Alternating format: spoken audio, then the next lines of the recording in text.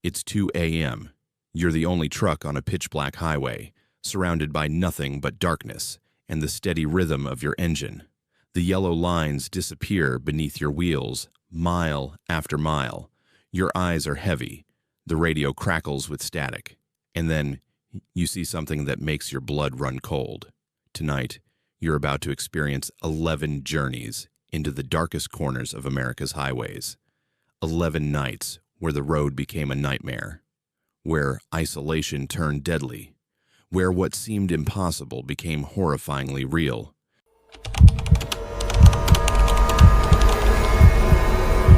I've been hauling freight across I-80 through Nebraska for 12 years.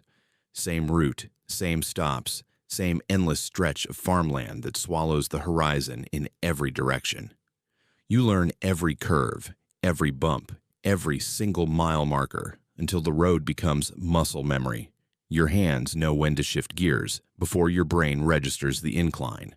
That familiarity is comfort when you're spending 60 hours a week in a cab that smells like diesel and stale coffee. But on November 14th, that same familiarity became a nightmare I still can't explain. The run started normal enough. I left Omaha at 11 p.m. with a full load of agricultural equipment headed for Cheyenne. Clear night, no traffic, just me and the yellow lines cutting through darkness so complete it felt like driving through the void. The radio played some classic rock station out of Lincoln, and I was making good time. I remember checking my watch at the 4:15-mile marker, 12:47 a.m., right on schedule. That's when I noticed the exit sign for Highway 61, the turnoff for a little town called Fairmont. Nothing unusual about that, except I'd passed that same exit 20 minutes earlier. I figured I was more tired than I thought, that my brain was playing tricks after too many consecutive nights on the road. White line fever, we call it. That hypnotic state where everything starts to blur together. So I kept driving, turned the radio up louder, rolled down the window to let the cold November air slap some sense into me. But 8 minutes later, there it was again, the same exit sign. Highway 61, Fairmont. Same angle, same reflective lettering catching my headlights, same abandoned gas station visible in the distance. I checked my odometer. I'd driven another 15 miles. That exit shouldn't exist where I was seeing it. My hands tightened on the wheel. The rational part of my brain started working through explanations. Maybe there were 2 exits for the same highway. Maybe I'd somehow gotten turned around at a junction I didn't remember passing. But I knew this route better than I knew my own driveway. There was no junction. There was no second exit. And that abandoned gas station, the one with the collapsed canopy and the faded Texaco sign, that was a landmark I'd passed once, exactly where it should be, 30 miles back. I grabbed my phone to check the GPS, but there was no signal. Not unusual out here in the agricultural dead zone where cell towers are as rare as other vehicles. The truck's navigation system showed my location as a blue dot on I-80, moving steadily westward like everything was fine. But the mile markers told a different story. I was approaching the 4:15 marker again, the same one I'd passed at 12:47. My watch read 1:23 a.m. The rock station was playing Born to Run. I knew that song had played earlier, but I couldn't remember when. Music all blends together on long hauls. But then the DJ came on, and his voice made my stomach drop. That was Bruce Springsteen, and the time is 12:51 a.m., 4 minutes until midnight. I stared at the radio display. It showed 1:23. The DJ was wrong, or the radio clock was wrong, or something was very, very wrong. I should have pulled over. That's what any sane person would do. But where do you pull over when the road itself is lying to you? I pressed harder on the accelerator instead, watching my speedometer climb to 75, then 80. The rig wasn't built for that kind of speed, especially loaded. The whole cab started vibrating, the wheel shuddering in my hands. I blew past the Highway 61 exit without looking at it, my eyes fixed on the road ahead, watching for anything different, anything that would prove I was still moving forward and not trapped in some impossible loop. The 4:15-mile marker appeared in my headlights.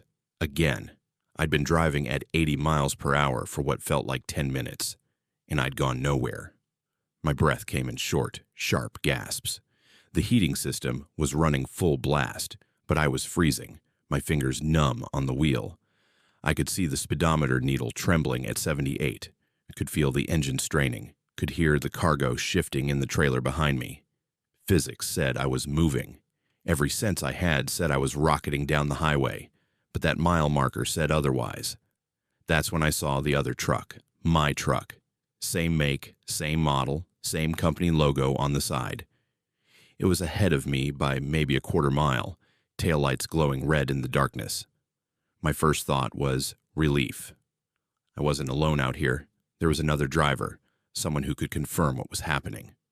I flashed my high beams and accelerated to catch up, but as I got closer, something made my blood turn to ice. The trailer had the same dent on the passenger side, the same place I'd backed into a loading dock in Des Moines 3 months ago. The license plate was identical. Not similar. Identical. I was looking at my own truck, somehow ahead of me on the same road. I eased off the accelerator, letting the distance grow between us, my mind refusing to process what my eyes were seeing. The truck ahead maintained its speed, and then I watched its brake lights flash on. It was slowing down for the Highway 61 exit. The exit I'd now passed 4 times. I watched myself take that turn, watched my own trailer disappear down that ramp into the darkness beyond. Every instinct screamed at me to follow, to take that exit, to break whatever pattern this was. But another part of me, the part that had kept me alive through 12 years of long hauls, said that exit was a trap. Whatever was happening, that turnoff was part of it. So I kept driving straight, my knuckles white on the wheel, my eyes watering from refusing to blink. The 4:15-mile marker came and went. The exit sign appeared and disappeared in my rear view. And for one beautiful moment, I thought I'd broken free. The 4:16-mile marker flashed past. Then 4:17. I was moving forward. I was getting out. Then my radio cut to static. Sharp, piercing, white noise that made my ears ring. And underneath it, barely audible, I heard my own voice, not speaking, screaming. The sound was distant, distorted, like it was coming from far away or long ago. The static grew louder, drowning out the screaming, drowning out everything, and when it finally cut back to the rock station, that same Bruce Springsteen song was starting again. Born to Run. The DJ's voice followed. That was Bruce Springsteen, and the time is 12:51 a.m. The 4:15-mile marker appeared in my headlights. I'd been driving for over 2 hours, and I was exactly where I'd started. But it was worse than that. Because this time, when I looked in my rearview mirror, I saw headlights behind me, another truck maintaining the same speed, following the same path. And in that brief moment, when it got close enough for my mirrors to catch the details, I saw my own face behind the wheel, not similar, not someone who looked like me, staring back at myself with eyes that held the kind of terror that comes from understanding something your mind can't accept. I don't remember making the decision to take the exit. I don't remember turning the wheel or slowing down. But I found myself on that ramp, heading toward Highway 61 and that abandoned Texaco station. The road curved away from the interstate, and in my mirrors, I watched another truck, my truck, drive past on I-80, continuing west.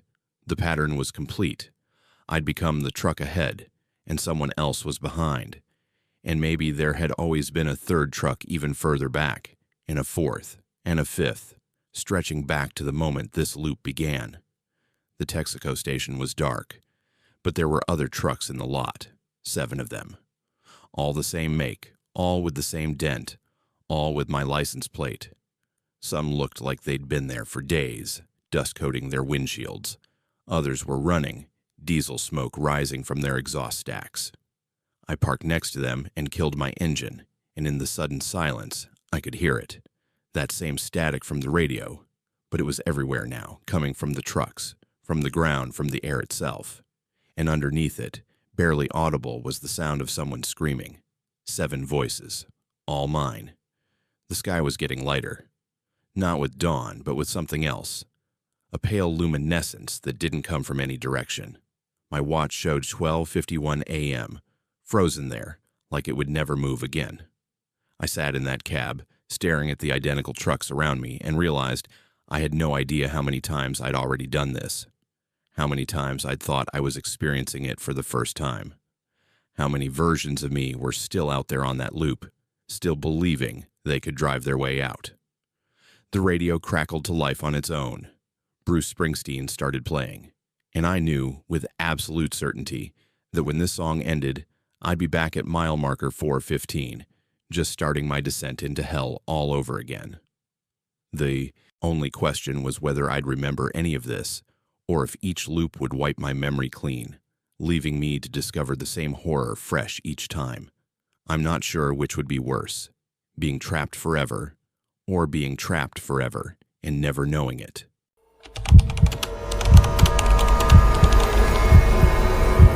The money should have been my first warning. $10,000 cash, handed over in a greasy envelope at a truck stop outside Amarillo by a guy who wouldn't look me in the eye. He said it was electronics, high-end stuff, insurance reasons, no GPS tracking, no stops except fuel. Delivered to a warehouse in Laredo by dawn, and there'd be another 10 waiting. I'd been driving for 6 years, and I'd never seen that kind of money for a single overnight haul. But my daughter's medical bills were piling up, and the bank had sent a second notice on the house. So I took the envelope, signed nothing, and backed my rig up to a shipping container that was already sealed with a lock I didn't have the key for. The smell hit me about an hour south of Amarillo. Once I got off I-40 and onto the smaller state highways cutting through West Texas scrubland. At first, I thought maybe I'd run over something. Some dead animal stuck in the undercarriage, but it got stronger as I drove, seeping into the cab through the vents, even with the windows up, sweet and rotten at the same time, like meat left too long in the sun. I'd hauled livestock before, knew what that smelled like. This was different. Worse. By the time I hit the 2-hour mark, the smell was so bad I had to pull over and vomit on the side of the road. The highway was empty, nothing but darkness and the distant lights of oil derricks dotting the horizon. I walked around to the back of the trailer, my flashlight cutting through the night, and that's when I saw it. Dark liquid, almost black in the beam of my light seeping from the bottom seal of the container. It had run down the trailer bed and was dripping onto the asphalt, leaving a trail I could see stretching back down the highway. My hands were shaking as I climbed up onto the trailer bed. The container was one of those refrigerated units supposed to be climate-controlled, but I could hear the cooling system struggling, making a grinding noise like it was working overtime. I pressed my hand against the metal. It was cold, but not as cold as it should be. And underneath the hum of the failing refrigeration unit, I heard something else. A rhythmic thumping. Slow, irregular, like something inside was moving. I should have called the cops right then. Should have dialed 911 and let them deal with whatever was in that container. But all I could think about was that envelope of cash in my glove box and the other 10,000 waiting in Laredo. If this was drugs, if this was something illegal, I'd lose everything. The money, my license, probably my freedom. They'd say I knew, that I was complicit. So I did what scared people do when they're desperate. I convinced myself it was nothing. Spoiled food, maybe. Some meat shipment gone bad because the refrigeration failed. The thumping was just cargo shifting as I drove. I climbed back in the cab and kept driving, but I couldn't shake the feeling that I was lying to myself. The roads got smaller, more isolated, winding, through hill country, where the only light came from my headlights and the occasional ranch house miles off the highway. My CB radio had been silent all night, but around 3 a.m. it crackled to life with static, and underneath it I could have sworn I heard breathing. Not mine, someone else's, rapid and panicked. I turned it off and tried to focus on the road, but the smell was getting unbearable. I had both windows down and was breathing through my mouth, and I could still taste it. That's when the thumping got louder, harder. Not the random shifting of cargo, but deliberate, rhythmic pounding. Someone was hitting the inside of that container. Someone was alive in there. I slammed on the brakes so hard the trailer fishtailed, and I sat there in the middle of that empty highway with my heart hammering in my chest and my breath coming in short gasps. The pounding continued. 3 hits, pause, 3 hits, pause. A pattern, a signal. I grabbed my phone. No signal. Of course there wasn't. I was in the middle of nowhere, and even if I could call, what would I say? That I'd taken 10,000 cash to haul an unlocked container I never checked, that I'd driven for 3 hours smelling death and convinced myself it was nothing. I was already guilty. But if there was someone alive in there, if I kept driving and they died, that would make me something worse than guilty. The lock was industrial grade, and I didn't have bolt cutters. I searched the cab for anything I could use, finally settling on the tire iron for my emergency kit. It took me 15 minutes of prying and hammering before the lock broke, and when it did, the door swung open on its own, pushed from the inside.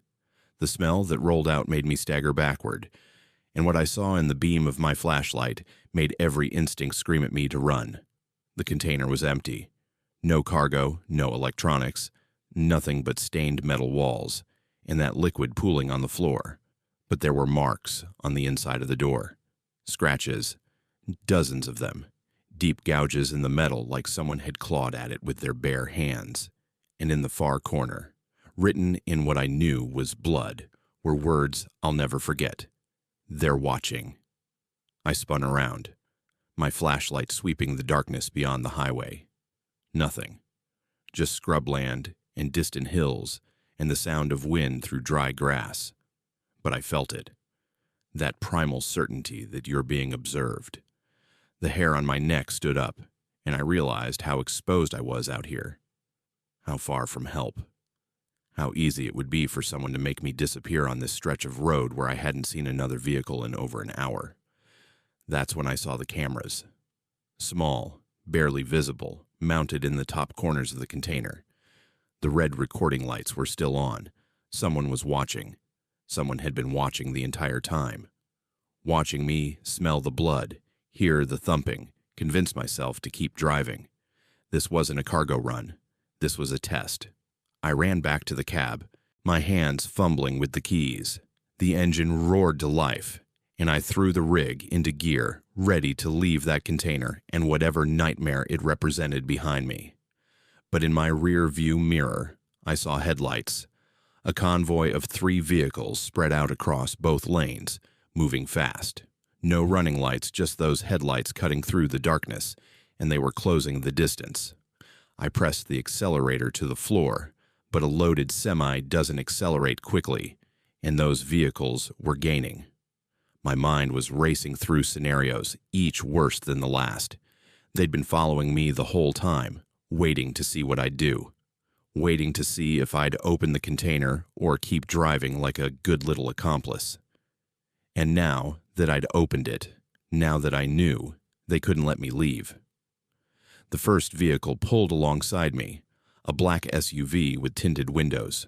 I couldn't see inside, but I didn't need to. The driver matched my speed for a few seconds, close enough that I could see my own terrified reflection in their windows. Then they swerved into me. The impact sent my trailer sliding, and I fought the wheel to keep from jackknifing. They hit me again, harder, and I felt the passenger side tires leave the pavement. For a horrible moment, the entire rig teetered on 2 wheels, ready to roll. Then it slammed back down with a crash that cracked my windshield. I saw the turnoff ahead, a dirt road leading into ranch land. It was my only chance. I cranked the wheel hard, feeling the trailer swing wide, and somehow I made the turn. The dirt road was rough, full of potholes that threw me against my seatbelt and made the whole rig groan in protest. Behind me, 2 of the vehicles followed, their headlights bouncing wildly. The third stayed on the highway, probably moving to cut off any escape routes. The road climbed into rocky hill country, getting narrower and more treacherous. I knew I couldn't outrun them. My only hope was to get somewhere with people, with witnesses, somewhere they couldn't just make me disappear. I saw lights ahead, a ranch house, maybe a quarter-mile off the main road. I aimed for it, praying the owners were awake, praying they'd help, praying I could survive long enough to reach them. One of the vehicles behind me opened fire. I heard the distinctive crack of a rifle, then felt the impact as a round punched through my trailer. They weren't trying to stop me anymore. They were trying to kill me. I swerved wildly, making myself a harder target, my headlights illuminating nothing but rough terrain and the distant glow of that ranch house that suddenly seemed impossibly far away. I don't know if it was luck or desperation, but I reached the ranch yard and laid on the horn, screaming for help. Lights flipped on inside the house. A man came out with a shotgun, his wife behind him on the phone. The pursuing vehicles skidded to a stop at the edge of the property, their headlights illuminating the scene for one long moment.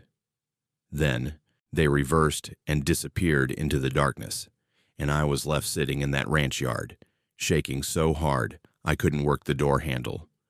The police found the container empty when they arrived. No blood, no scratches, no cameras.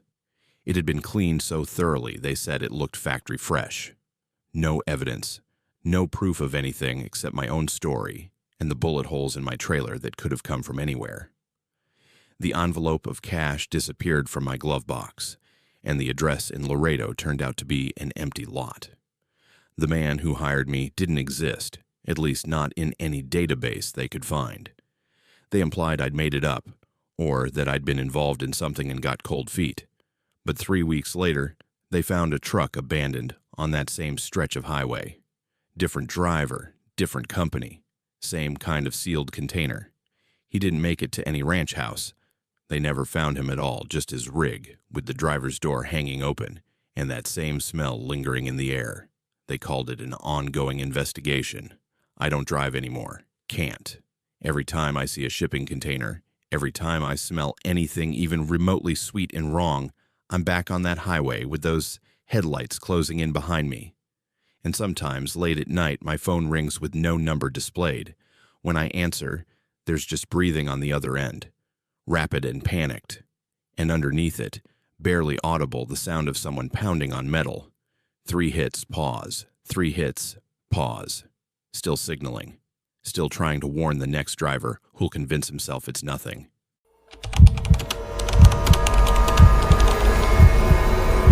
The cold started in my right shoulder. Not the kind of cold you get from an open window or broken heating. This was the cold of absolute absence, like all the warmth had been pulled out of the air in that one specific spot. I was hauling auto parts through the Appalachian Mountains, taking Route 19 through West Virginia because the main interstate was closed for rock slides. It was 2:37 a.m., according to my dashboard clock, and I'd been alone in that cab for 6 hours straight. That's what I kept telling myself. Alone. I reached over to adjust the heat, and my hand passed through that cold spot. It felt like plunging my fingers into ice water, except there was nothing there but air. I pulled back instinctively, flexing my fingers to get feeling back into them. The heating was running full blast. The temperature gauge showed 72 degrees, but that pocket of cold remained, hovering in the space between my seat and the passenger seat, roughly where another person's shoulder would be if someone was sitting there. The mountain road twisted and turned, forcing my attention back to driving. These were old mountains, worn down by time into dark, brooding shapes that seemed to lean over the highway. Fog had rolled in around midnight, thick enough that my headlights barely penetrated 20 feet ahead. I'd passed maybe 3 other vehicles in the last hour, and the CB radio had been silent since I'd climbed into these elevations. Just me, the fog, and the endless curves of asphalt disappearing into white nothing. Except I couldn't shake the feeling that the cab felt occupied. Not crowded exactly, but less empty than it should be. I found myself glancing at the passenger seat every few minutes, some primal part of my brain insisting that I needed to confirm I was alone. And every time I looked, there was nothing there. Just the worn fabric of the seatbelt hanging unused, my thermos in the cup holder. Nothing. But when I turned back to the road, I could feel it. A presence. Something watching me from that empty seat. I turned up the radio. Some late-night talk show discussing things I wasn't really listening to. Just needed the sound of human voices. But the cold was spreading. It had moved from my shoulder down my right arm, and now I could feel it creeping across my chest. My breath started fogging in front of me, which didn't make any sense because the heating was still running, still showing 72 degrees. I was sweating and shivering at the same time, my shirt clinging to my back while my right side felt like it was being packed in ice. That's when I saw it in my peripheral vision. Just a shape, dark against dark, sitting in the passenger seat. The moment I turned to look directly at it, it was gone. Just the empty seat, just my thermos, just nothing. But I'd seen it. A silhouette, human-shaped, sitting exactly where a passenger would sit. I gripped the wheel harder, my knuckles going white, and forced myself to keep my eyes on the road. Don't look. Don't look. Just drive. Get through the mountains, get down to Bluefield, get somewhere with lights and people and witnesses. But I couldn't help it. My eyes kept flicking to the right, catching glimpses of that shadow in the edges of my vision. It was more solid each time, more defined. I could make out shoulders now, a head, the suggestion of arms. And it was turned toward me, always facing me, even though when I looked directly there was nothing there. The cold had spread across my entire chest now, moving down my left arm, and I realized, with growing horror, that it was the exact temperature and shape of another person's body heat, or the absence of it. Like someone was pressing themselves against me, their cold seeping into my skin. The radio cut to static, pure white noise that made my teeth ache. I reached to change the station, and my hand stopped halfway. Because there, in the reflection of the dark windshield, I could see it clearly. A figure sitting in the passenger seat, featureless, like a hole cut out of reality in the shape of a person. It was looking at me, and even though it had no face, no eyes, I could feel its gaze with absolute certainty. I couldn't breathe, couldn't move, could only stare at that reflection while the thing that shouldn't exist sat 18 inches away from me. Then it moved.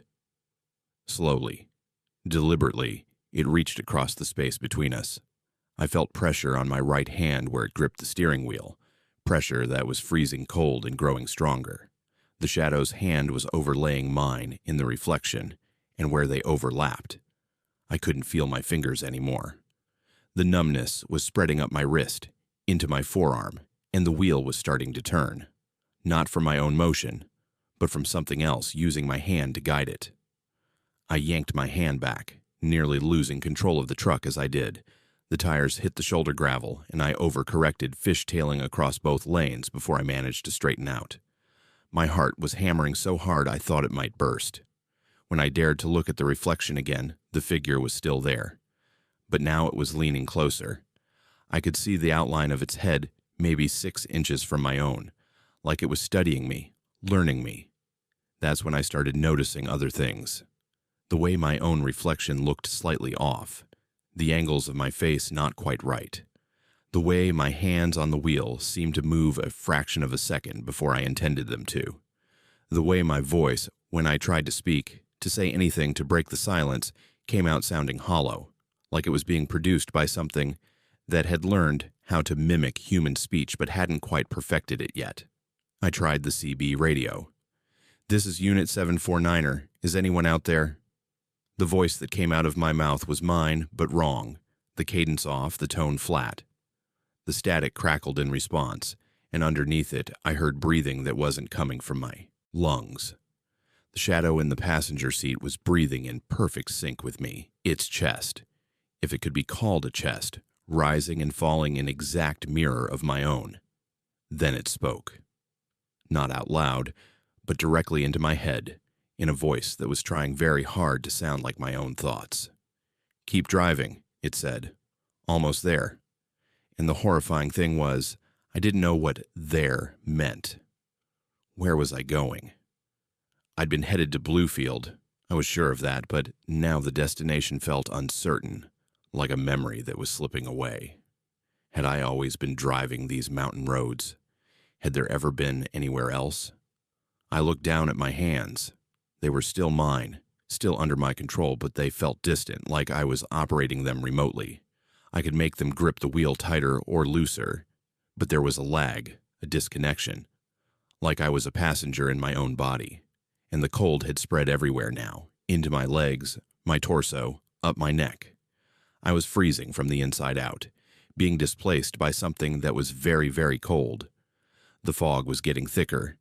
I shouldn't be able to see anything at these speeds, but somehow the road kept appearing in my headlights exactly when I needed it.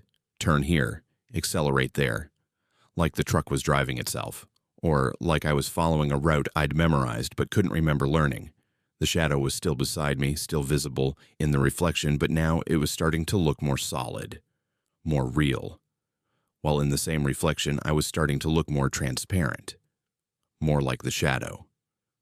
I understood then what was happening. It wasn't possessing me. It was replacing me, taking my place bit by bit, learning how to be me by sitting next to me, watching me, mimicking my movements until it could do them better than I could.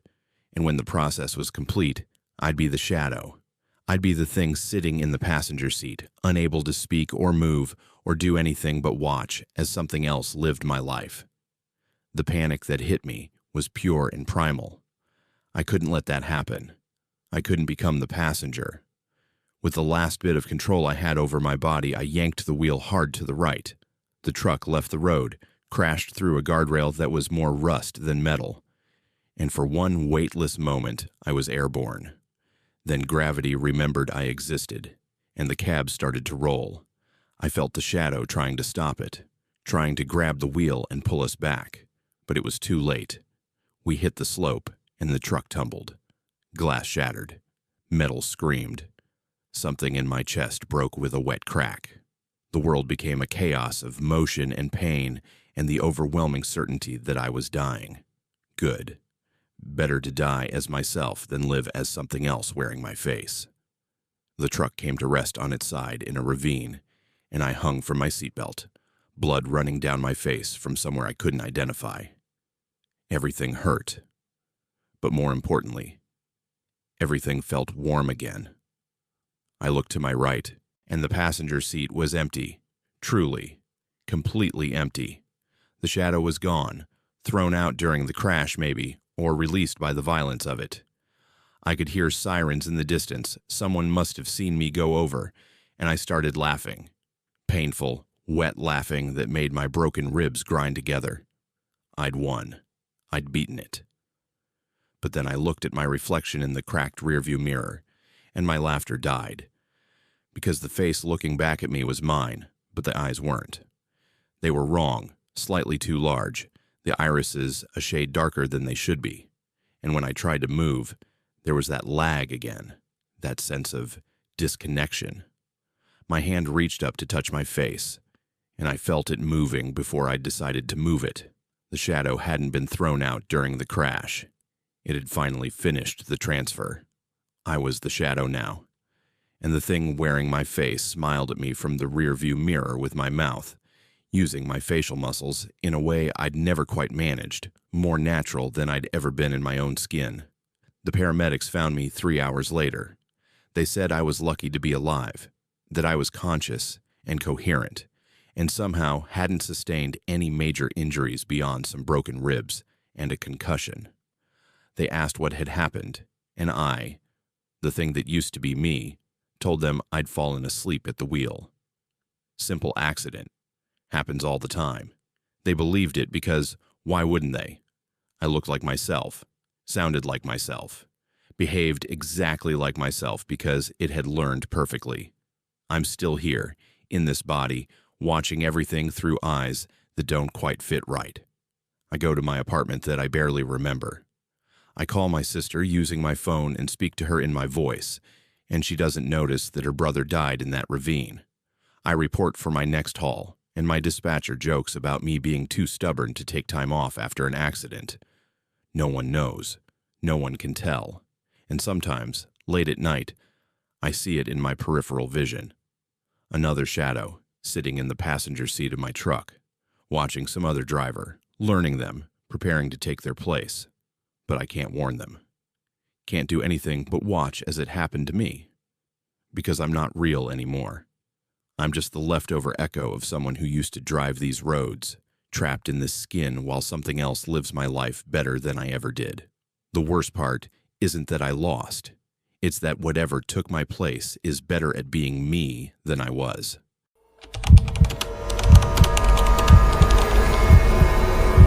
"72 hours. That's all I had to get this load from Seattle to Chicago, and I was already 12 hours behind because of a blown tire outside Spokane. My dispatcher made it clear, hit the deadline or lose the contract, and I couldn't afford to lose the contract. Not with 2 mortgages and child support payments that kept climbing. So I did what you're not supposed to do. I kept driving. Took the back roads through Montana to save time. Loaded up on energy drinks and coffee and told myself I'd sleep when I got there. Just had to make it through Montana. How hard could that be? The first sign something was wrong came around hour 43. I was on Highway 200, that endless stretch that cuts straight across Montana like someone drew a line on a map with a ruler and said, "Build a road there." No curves, no towns, just flat plains that go on forever, under a sky so big it makes you feel like an insect. The white lines on the road had started doing this thing, where they seemed to glow, pulsing in rhythm with my heartbeat. I blinked hard, rubbed my eyes, drank more coffee. The pulsing stopped. Just tired. Just need to push through. But then the animals started appearing on the shoulder. A deer at first. Normal enough, except it was watching me drive past with its head swiveling to track my movement in a way that necks don't bend. Then a coyote that was too large, its legs too long, standing upright like it was considering stepping into the road. I honked my horn at it, and it disappeared. Just vanished, like it had never been there at all. I checked my mirrors obsessively after that, but there was nothing behind me. Nothing ahead of me. Just the road and those glowing white lines, and the feeling that the world had shrunk down to just my headlights cutting through darkness. Hour 47 was when I saw the first person. He was standing on the shoulder with his thumb out. Classic hitchhiker pose, except his clothes were wrong. Not wrong like out of fashion. Wrong like they didn't follow the rules of how fabric should drape on a body. They hung at angles that made my brain hurt to look at. And his face, when my headlights hit it, was backwards. Eyes where the back of his head should be, watching me approach. I didn't slow down. Couldn't slow down. Had to make Chicago.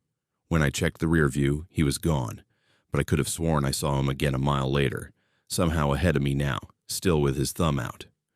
The coffee wasn't working anymore. The energy drinks made my hands shake, but didn't clear the fog settling over my thoughts. I tried opening the windows, but the night air smelled wrong, like ozone, and something sweet that made my stomach turn.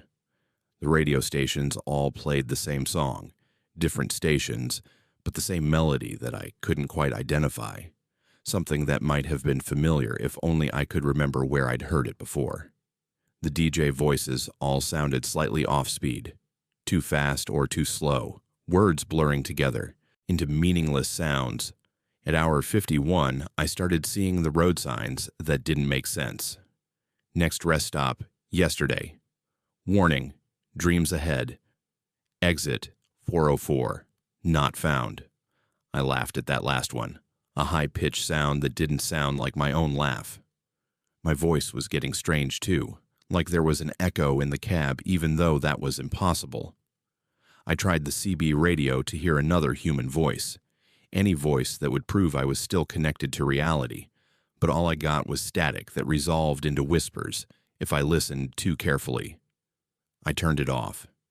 The deer came back at hour 53. Not on the shoulder this time, but standing in the middle of my lane, and when I got close enough, I saw it had a human face. My face. It was staring at me with my own eyes, and its mouth moved like it was trying to tell me something important. I swerved around it, felt the trailer wobble dangerously, and when I looked in the mirror, the road behind me was empty except for the white lines that were definitely glowing now. no question about it, pulsing like a heartbeat, or like something breathing. That's when I realized the white lines were moving, not staying still like painted lines should, but crawling, writhing, like they were alive. I watched them in my peripheral vision, because looking directly at them made them stop. But the moment I focused on the road ahead, they started moving again, twisting and coiling like snakes made of light. The center line was the worst. It had developed a pattern, a rhythm, and I realized with creeping horror that it was spelling out words. Pull over. Stop. You're not awake. But I couldn't stop. Had to make Chicago. Had to hit the deadline. The numbers on my GPS were doing strange things, counting up when they should count down, showing arrival times that had already passed. My dash clock read 3:47 a.m., but it had read 3:47 a.m. for the last hour, or maybe the last 10 minutes, or maybe time had stopped working and I was the only one who noticed.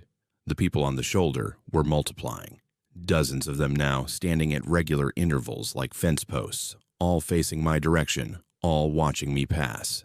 Some of them were waving, slow, deliberate waves that didn't stop until I was past them. Others were just standing there, perfectly still. And those were somehow worse. I caught glimpses of their faces in my headlights. Wrong faces, impossible faces. Faces that my brain couldn't quite process because they had too many features, or not enough, or the features were in the wrong places. Then one of them stepped into the road. I saw him in plenty of time. Should have been able to swerve or stop, but my hands wouldn't respond to what my brain was telling them. I hit him, felt the impact, heard the thump, saw him disappear under my front bumper. I slammed on the brakes, finally. After 54 hours of driving, I stopped the truck in the middle of that dark Montana highway. My hands were shaking so badly I could barely get my seatbelt off. Had to check, had to see what I'd hit. But there was nothing under the truck. No body, no blood, no sign that anything had been there. The road behind me was empty all the way back to the horizon. The people on the shoulder were gone, too, every single one of them, like they'd never existed, like I'd imagined the whole thing. I stood there, in the middle of the highway, my truck's hazards flashing uselessly in the darkness, and I couldn't remember if I'd actually seen them or if my brain had just filled in the emptiness with things that weren't real. I got back in the cab, hands still shaking, started the engine, had to keep moving, had to make Chicago, but now I wasn't sure if I was driving or if the truck was moving on its own, following those white lines that wouldn't stop glowing, wouldn't stop writhing. The steering wheel felt strange under my hands, like it was too warm, like it was organic. I looked down, and for just a second it looked like flesh, like I was gripping exposed muscle, and then it was plastic and rubber again, and I couldn't trust anything my eyes were telling me. The sun should have come up by now. I'd been driving all night, should be approaching dawn, but the sky stayed dark. Not the natural dark of nighttime, but a flat, absolute darkness that didn't have any stars. I turned on my high beams, and they barely penetrated 10 feet ahead before the light just stopped, like it was hitting a wall.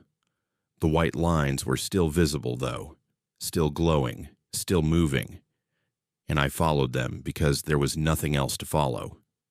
At hour 60, I saw my daughter standing on the shoulder. She was wearing her school uniform and crying, her face streaked with tears that caught my headlights. I knew she wasn't real, knew it was impossible. She was in Phoenix with her mother safe, nowhere near this Montana highway. But I stopped anyway, slammed on the brakes and threw open my door, stumbling out onto the pavement that seemed to shift under my feet like it was made of something softer than asphalt. "Daddy," she said, and her voice was exactly right, exactly how I remembered it. "Daddy, you have to wake up. Please wake up." She reached for me and I stepped back because her hand was too long, fingers stretching like taffy. And when she opened her mouth to speak again, I saw too many teeth, rows and rows of them going back into her throat. I ran back to the truck, slammed the door, locked it even though locks don't work against hallucinations. She stood there watching me, still crying, still reaching with those impossible hands. And as I drove away, I could see her in my mirror, getting smaller but never disappearing, always there at the edge of my vision. I don't know what hour it was when I saw the other truck. Same make as mine, same company logo. It was ahead of me on the road, maintaining exactly my speed.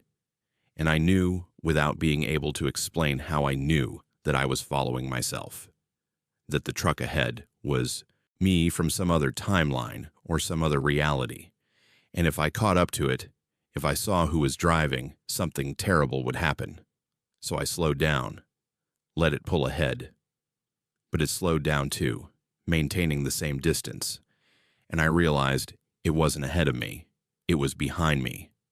I was looking at its taillights in my rearview mirror, except mirrors don't show what's ahead of you, they show what's behind, and I couldn't make sense of which direction was which anymore. The road signs started counting down. Chicago, 400 miles. Then a minute later, Chicago, 800 miles. I was driving away from my destination, or the road was stretching, or distance didn't work the way it was supposed to anymore. My GPS showed me in 3 different states at once, then in no state at all, just a gray void on the map where my blue dot blinked like a distress signal. That's when I saw them. Really saw them. The things that had been pretending to be people, pretending to be animals, pretending to be road signs. They weren't hiding anymore. They were standing in formation across the highway, blocking it completely, and they weren't bothering to look human. They were tall and thin and made of angles that hurt to look at. And they were waiting for me to drive right into them. I should have been scared, should have screamed or cried or tried to turn around. But I'd been driving for 67 hours, and I couldn't feel fear anymore. Couldn't feel anything except this distant curiosity about what would happen when I reached them. My foot stayed on the accelerator. The speedometer climbed, 50, 60, 70. The things didn't move. They just watched with too many eyes as I bore down on them. The impact never came. I drove right through them, or they let me pass, or they were never solid to begin with. And suddenly the sun was rising, and the sky was blue, and I was pulling into a rest stop outside Billings, with trucks and cars, and normal people walking normal dogs. My clock read 6:15 a.m., and my GPS said I had 900 miles to Chicago, and I'd made up time somehow. Was actually ahead of schedule. I stumbled into the rest stop bathroom and splashed water on my face, stared at myself in the mirror, and tried to remember what had just happened. The details were slipping away like dreams do, leaving only the feeling that something had been very wrong. There was blood under my fingernails. I didn't remember scratching anything. The reflection looking back at me seemed slightly off, like it was moving a fraction of a second too slow. I made it to Chicago with 6 hours to spare, delivered my load, got my signature, collected my payment. Nobody noticed anything strange about me. I called my daughter, and she was fine, had been at school all day, didn't remember standing on a Montana highway crying for me. Of course she didn't. That hadn't been her. That hadn't been anything real.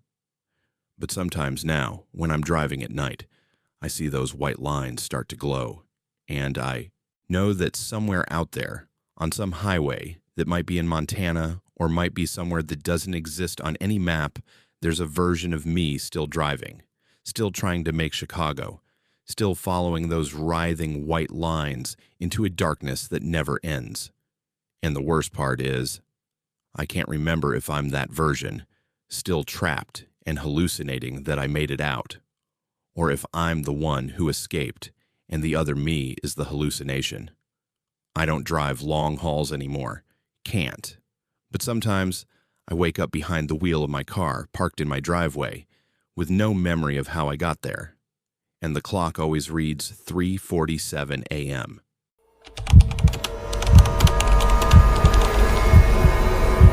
The first time I heard the voice, I thought it was a prank. Some bored trucker with a CB amplifier, scanning frequencies and messing with people to pass the time. It came through at 3:14 a.m. while I was crossing the Arizona desert on I-10, somewhere between Phoenix and Tucson, where the darkness is so complete, you could convince yourself you're the last person on Earth. Static crackled through my radio, then resolved into words. Clear, precise, emotionless words that said, Thomas Hendricks, age 42, divorced. 2 children you haven't spoken to in 6 months. Do you want to know why they stopped calling? I grabbed the CB handset so fast I nearly dropped it. Who is this? What frequency are you on? Nothing but static answered me. I checked the channel display, 19, the standard trucker channel. I scanned through the others, but they were all dead air, just wind noise and the occasional pop of atmospheric interference. I told myself it was coincidence. Thomas is a common name. 42 isn't exactly rare. The bit about my kids was a lucky guess. Had to be. But my hands were shaking on the wheel, and I couldn't shake the feeling that someone had just reached through the radio and touched something private. Something they had no right to know. I turned the CB off and drove in silence, watching the desert scroll past in my headlights. Saguaro cacti stood like sentinels in the darkness, their arms raised in poses that could have been surrender or worship. The mile markers ticked by. The road stretched on, and I tried very hard not to think about my daughter's last text message, the one I'd read and never answered. 20 minutes later, the radio turned itself back on. I know I'd switched it off. I'd physically pushed the button and watched the display go dark, but now it was glowing again, showing channel 19, and that voice was back. You didn't answer her because you were ashamed, because she asked if you were drinking again, and you were. The bottle is under your seat right now. Bourbon. You've had 3 drinks since leaving Phoenix. I swerved hard enough to throw up gravel from the shoulder. The bottle rolled out from under my seat, catching the dashboard lights. I'd bought it at a truck stop. Told myself just a little to take the edge off. Just enough to get through another night alone in the cab. Nobody knew. I'd been careful. But this voice knew. This impossible voice coming from my radio knew exactly how many drinks I'd had. What do you want? I said into the handset, not caring how crazy I sounded talking to static. Who are you? How are you doing this? The voice didn't answer my questions. It just kept talking in that flat, clinical tone. You took I-10 instead of I-8 because you wanted to avoid the way station at Yuma. Your registration is expired. Your logbook shows violations. You're carrying more weight than your commercial license permits. Every word was accurate. Every single detail was something I'd been hoping nobody would notice.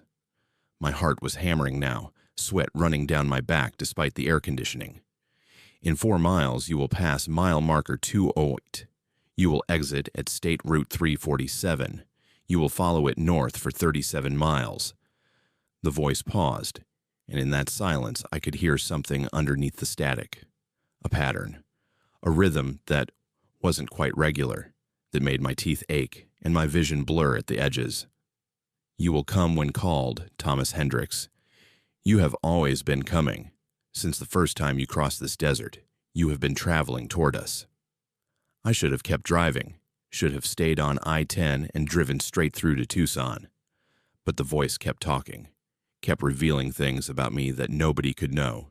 It told me about the accident I'd caused in 2018, the one I'd never reported because I'd been over my hours and there were no witnesses. It told me about the money I'd stolen from my brother.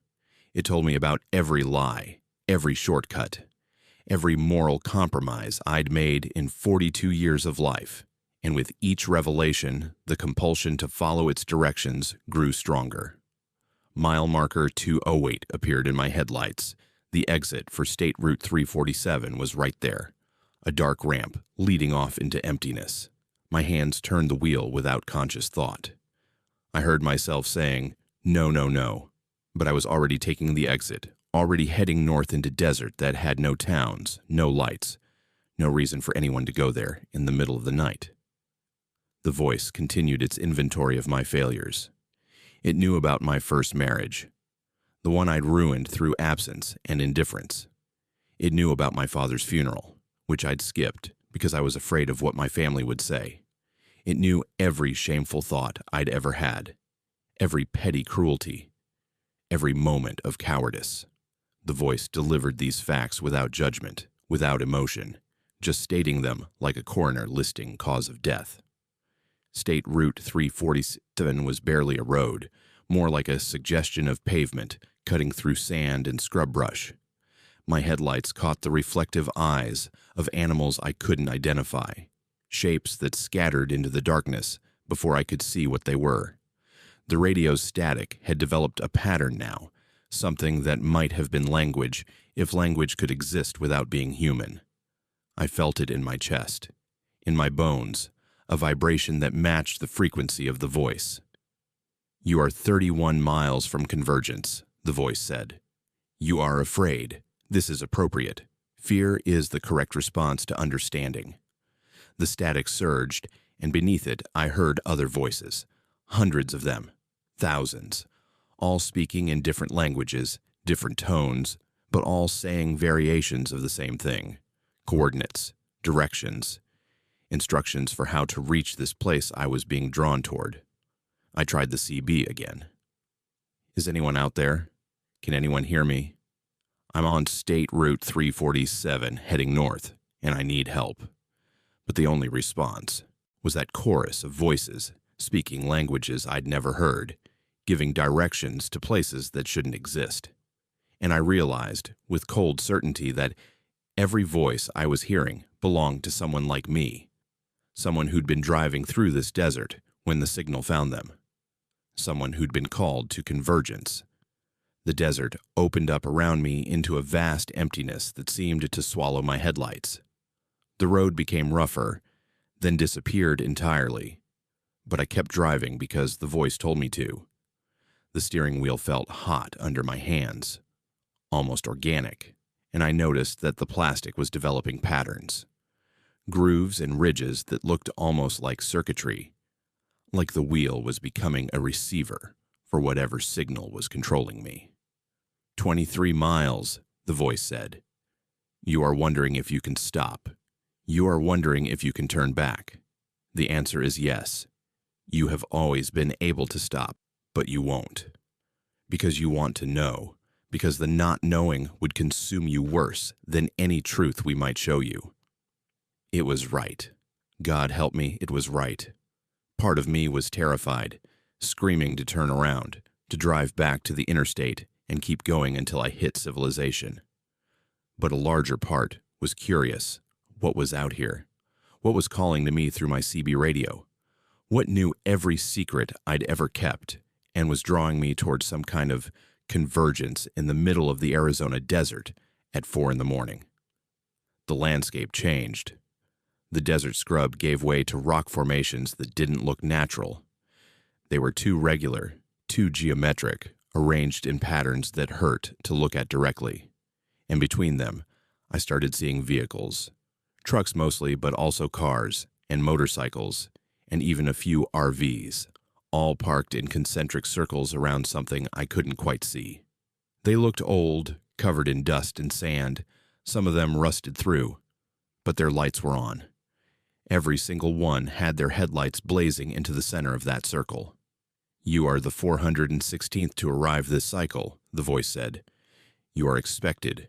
You are prepared. Your vessel will be absorbed. Your pattern will be recorded. You will become part of the signal." I stopped my truck at the edge of the circle, and the voice went silent. Just like that.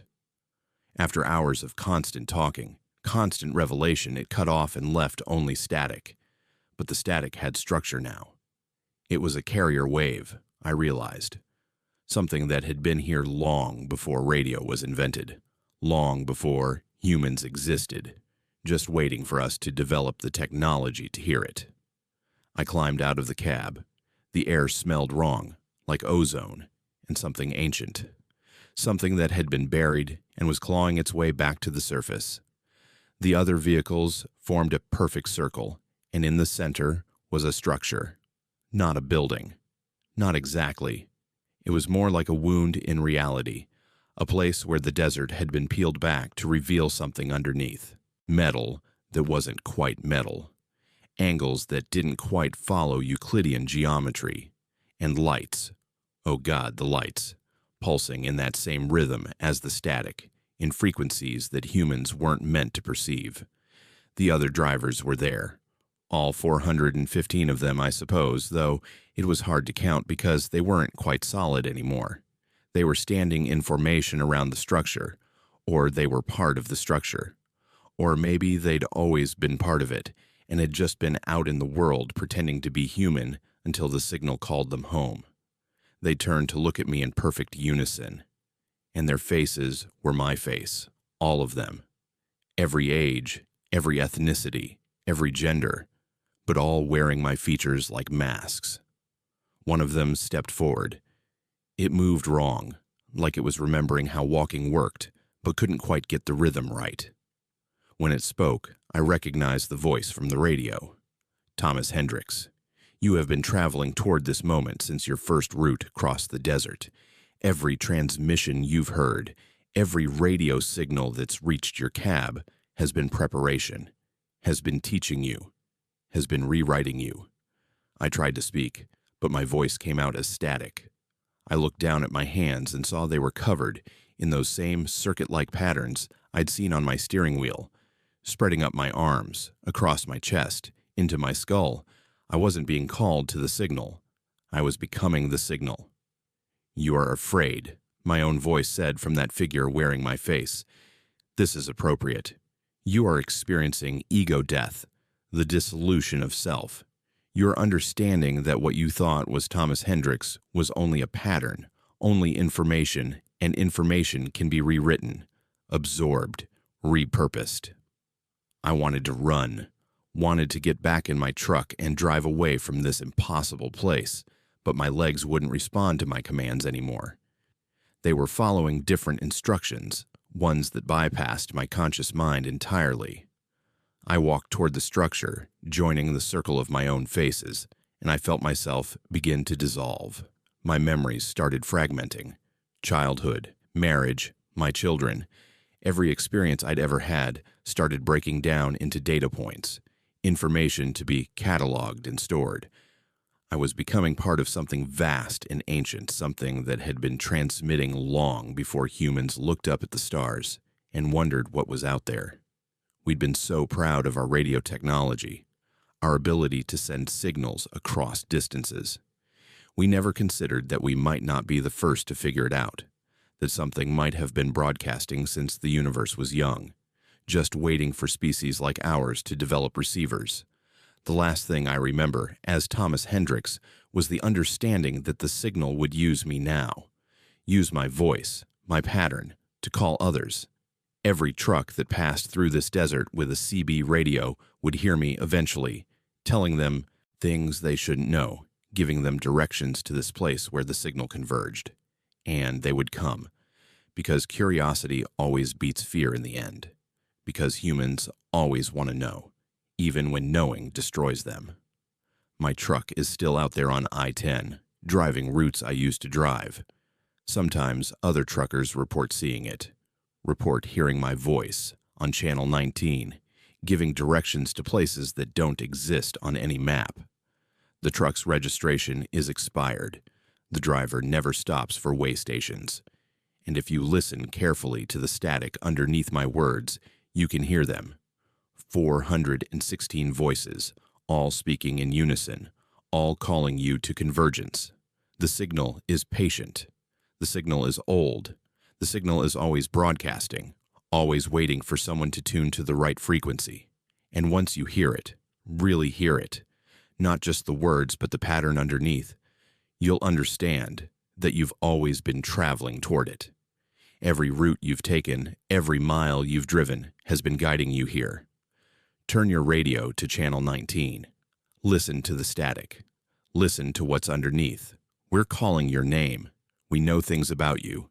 We know where you are. We're waiting for you in the desert.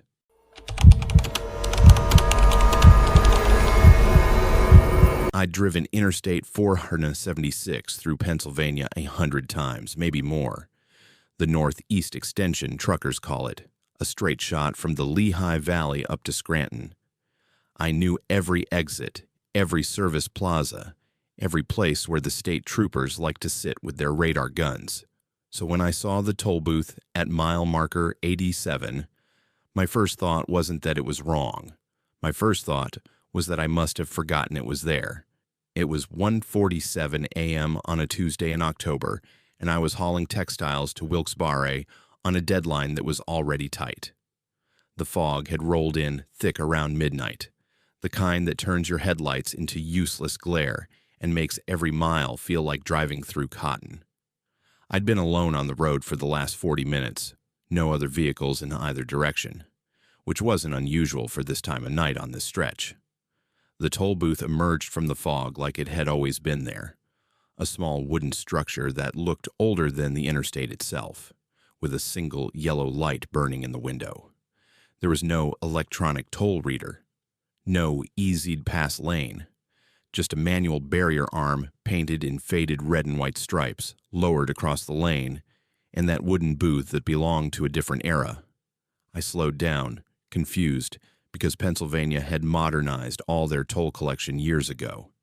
Everything was automated now, but here was this relic sitting in the middle of a modern highway, as out of place as a horse-drawn carriage.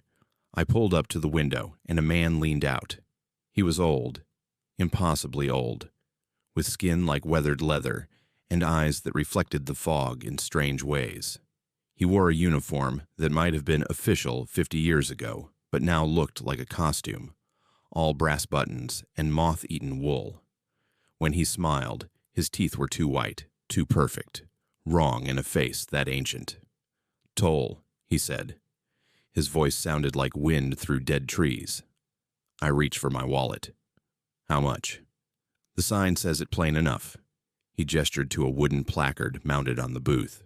The paint was flaking, the letters barely visible, but I could make out the words, "Payment in kind." "I don't understand." "In kind? What does that mean? I can pay cash or—" "What you can spare," he interrupted. "What you won't miss until it's gone. Fair trade for fair passage." The fog pressed against my windows. Behind me, I heard something that might have been another vehicle approaching, but when I checked my mirrors, there was nothing there. Just fog and darkness, and the growing feeling that I'd driven off the real highway and onto something else entirely. Something that ran parallel to the world I knew, but followed different rules. "Look, I just need to get through. How much is the toll in dollars?" The old man's smile never wavered. "Dollars won't spend here. This road requires a different currency. Payment in kind, driver. What you can spare. Everyone who passes through leaves something behind. It's the way of things." My hands were sweating on the steering wheel. Every instinct told me to reverse, to turn around to find another route. But when I looked back, the road behind me had vanished into fog so thick it looked solid. And I was tired, so tired, and the deadline was pressing, and this was just some quirky local toll system I didn't understand.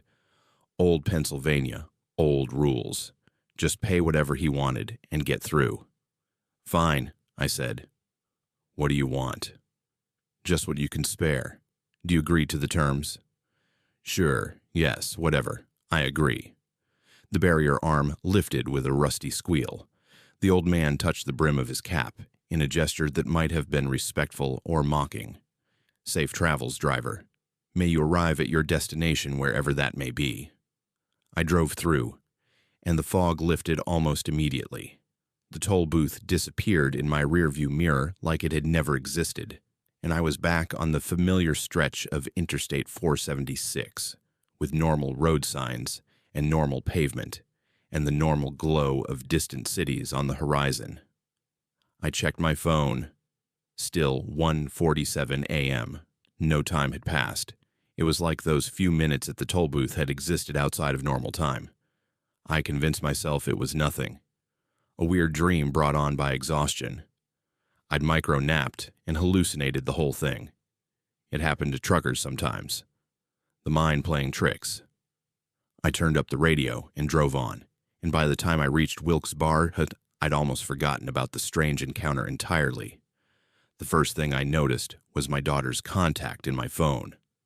The name was there, Sarah, but I couldn't quite picture her face. I knew I had a daughter. I remembered that fact, but when I tried to visualize her, the image slipped away like water through my fingers. I pulled up her photo in my contacts, and a stranger stared back at me. A young woman, maybe 23, with features that must have been familiar but triggered no recognition. No emotional response, nothing. I called her anyway, thinking maybe hearing her voice would jog my memory. She answered on the third ring. "Dad, is everything okay? You never call this late." Her voice was completely unfamiliar. I stumbled through some excuse about wanting to check in, asked her meaningless questions about her life that I should have known the answers to. She sounded confused, worried, kept asking if I was feeling all right. I hung up and sat in my truck in the parking lot of the delivery warehouse, staring at my phone, trying to understand what was happening. I scrolled through my photos, dozens of pictures of this woman, Sarah, my daughter, at various ages. Birthday parties, graduations, holidays. I was in many of the photos, standing next to her, my arm around her shoulders, clearly related. But I felt nothing. No memories attached to the images. They were just pictures of strangers. Over the following days, the gaps grew wider.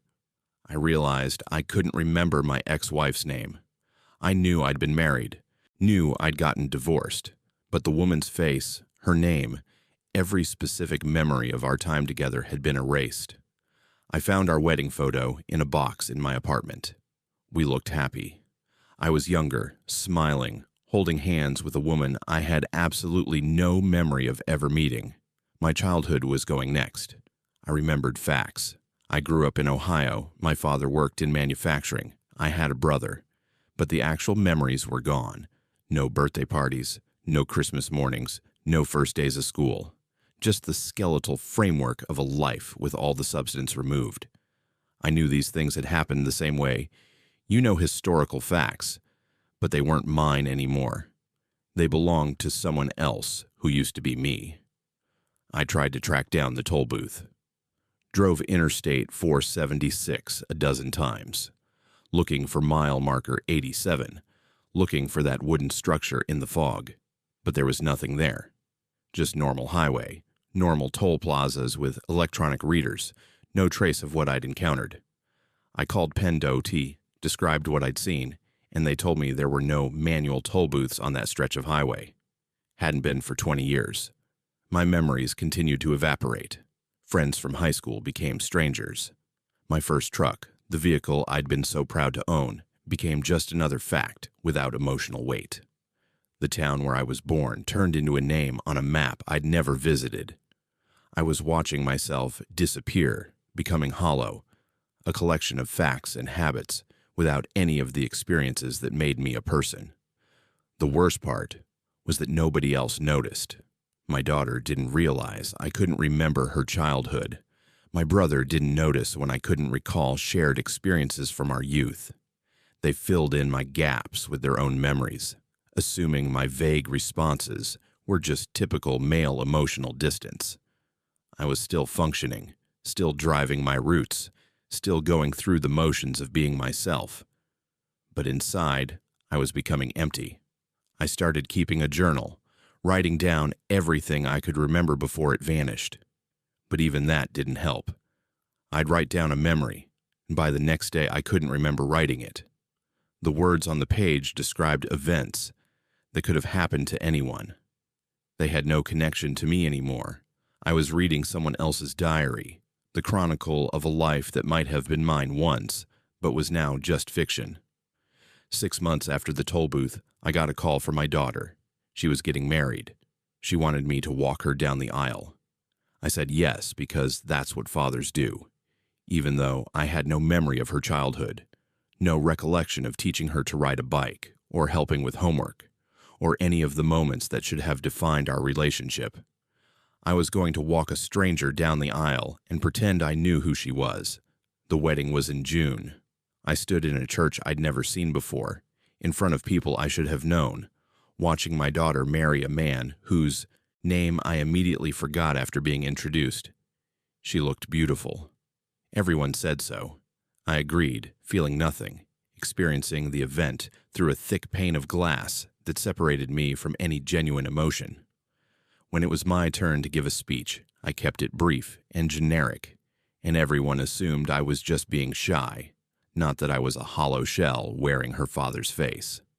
After the reception, I walked through the parking lot and saw the old man from the toll booth. He was standing between two cars, wearing the same moth-eaten uniform, smiling with those two perfect teeth. My heart, which had felt nothing all day, suddenly hammered with recognition. "You," I said. "Fair passage for fair payment," he replied. "You agreed to the terms, what you could spare, what you wouldn't miss until it was gone. You took my memories. You took my entire life. I took what you offered, what you could spare. You said yourself. You agreed." I didn't know what I was agreeing to. His smile never wavered. No one ever does. But a deal is a deal, driver. You passed through, didn't you? Reached your destination, kept your schedule, got what you wanted. He gestured toward the church. "Look at you, father of the bride, playing your part perfectly. No one knows you're empty. No one can tell the difference. Give them back.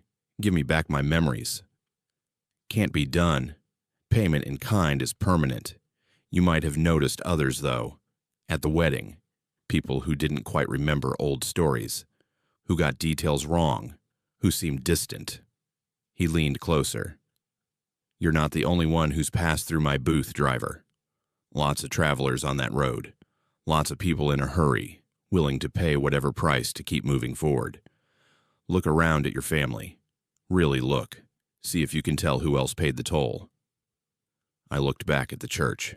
My daughter was standing with her new husband, laughing at something someone said. But there was a blankness in her eyes when she looked at me, a lack of true recognition. And my brother, who'd given a toast full of generic sentiments about family. And my ex-wife, who'd been polite but distant, like we'd never been married at all. "How many?" I whispered. "Does it matter? You're all playing your parts. You all arrived at your destinations. The toll was paid. The passage was granted. Everyone got what they wanted. To keep moving, to not be delayed, to stay on schedule." He touched his cap brim again. "The road is always open, driver. Always accepting payment in kind. And there's always someone in a hurry. Always someone who thinks they can spare what they don't understand the value of." He walked away into the gathering dusk, and I stood alone in that parking lot, surrounded by people who might or might not remember loving me, trying to hold on to the last fragments of who I used to be.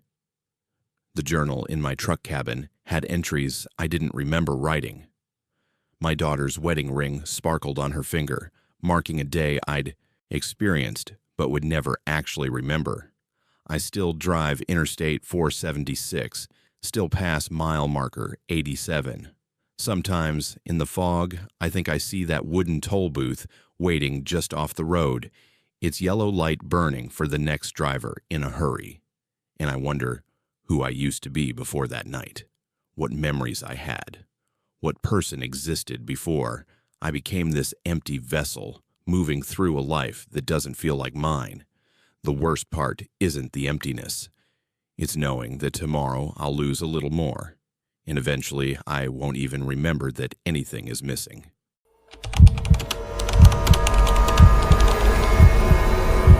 Three trucks had been in front of me for the last hour, and I didn't realize something was wrong until I tried to pass them. It was just after midnight on Highway 101 through the Oregon Coast Range, that winding stretch where the forest presses so close to the road you can barely see 20 feet past the tree line. The trucks were running in perfect formation, identical Peterbilts, dark blue, no company logos, maintaining exactly 55 miles per hour. Professional drivers, I figured. Maybe running together for safety or company. Nothing unusual about that. But when I pulled into the passing lane to get around them, the lead truck drifted left. Not aggressively, not obviously. Just a casual drift that put his trailer inches from my front bumper. I backed off, waited for him to correct. He didn't. He stayed there, blocking me, matching my speed exactly. I tried to accelerate past him. He accelerated. I dropped back. He dropped back.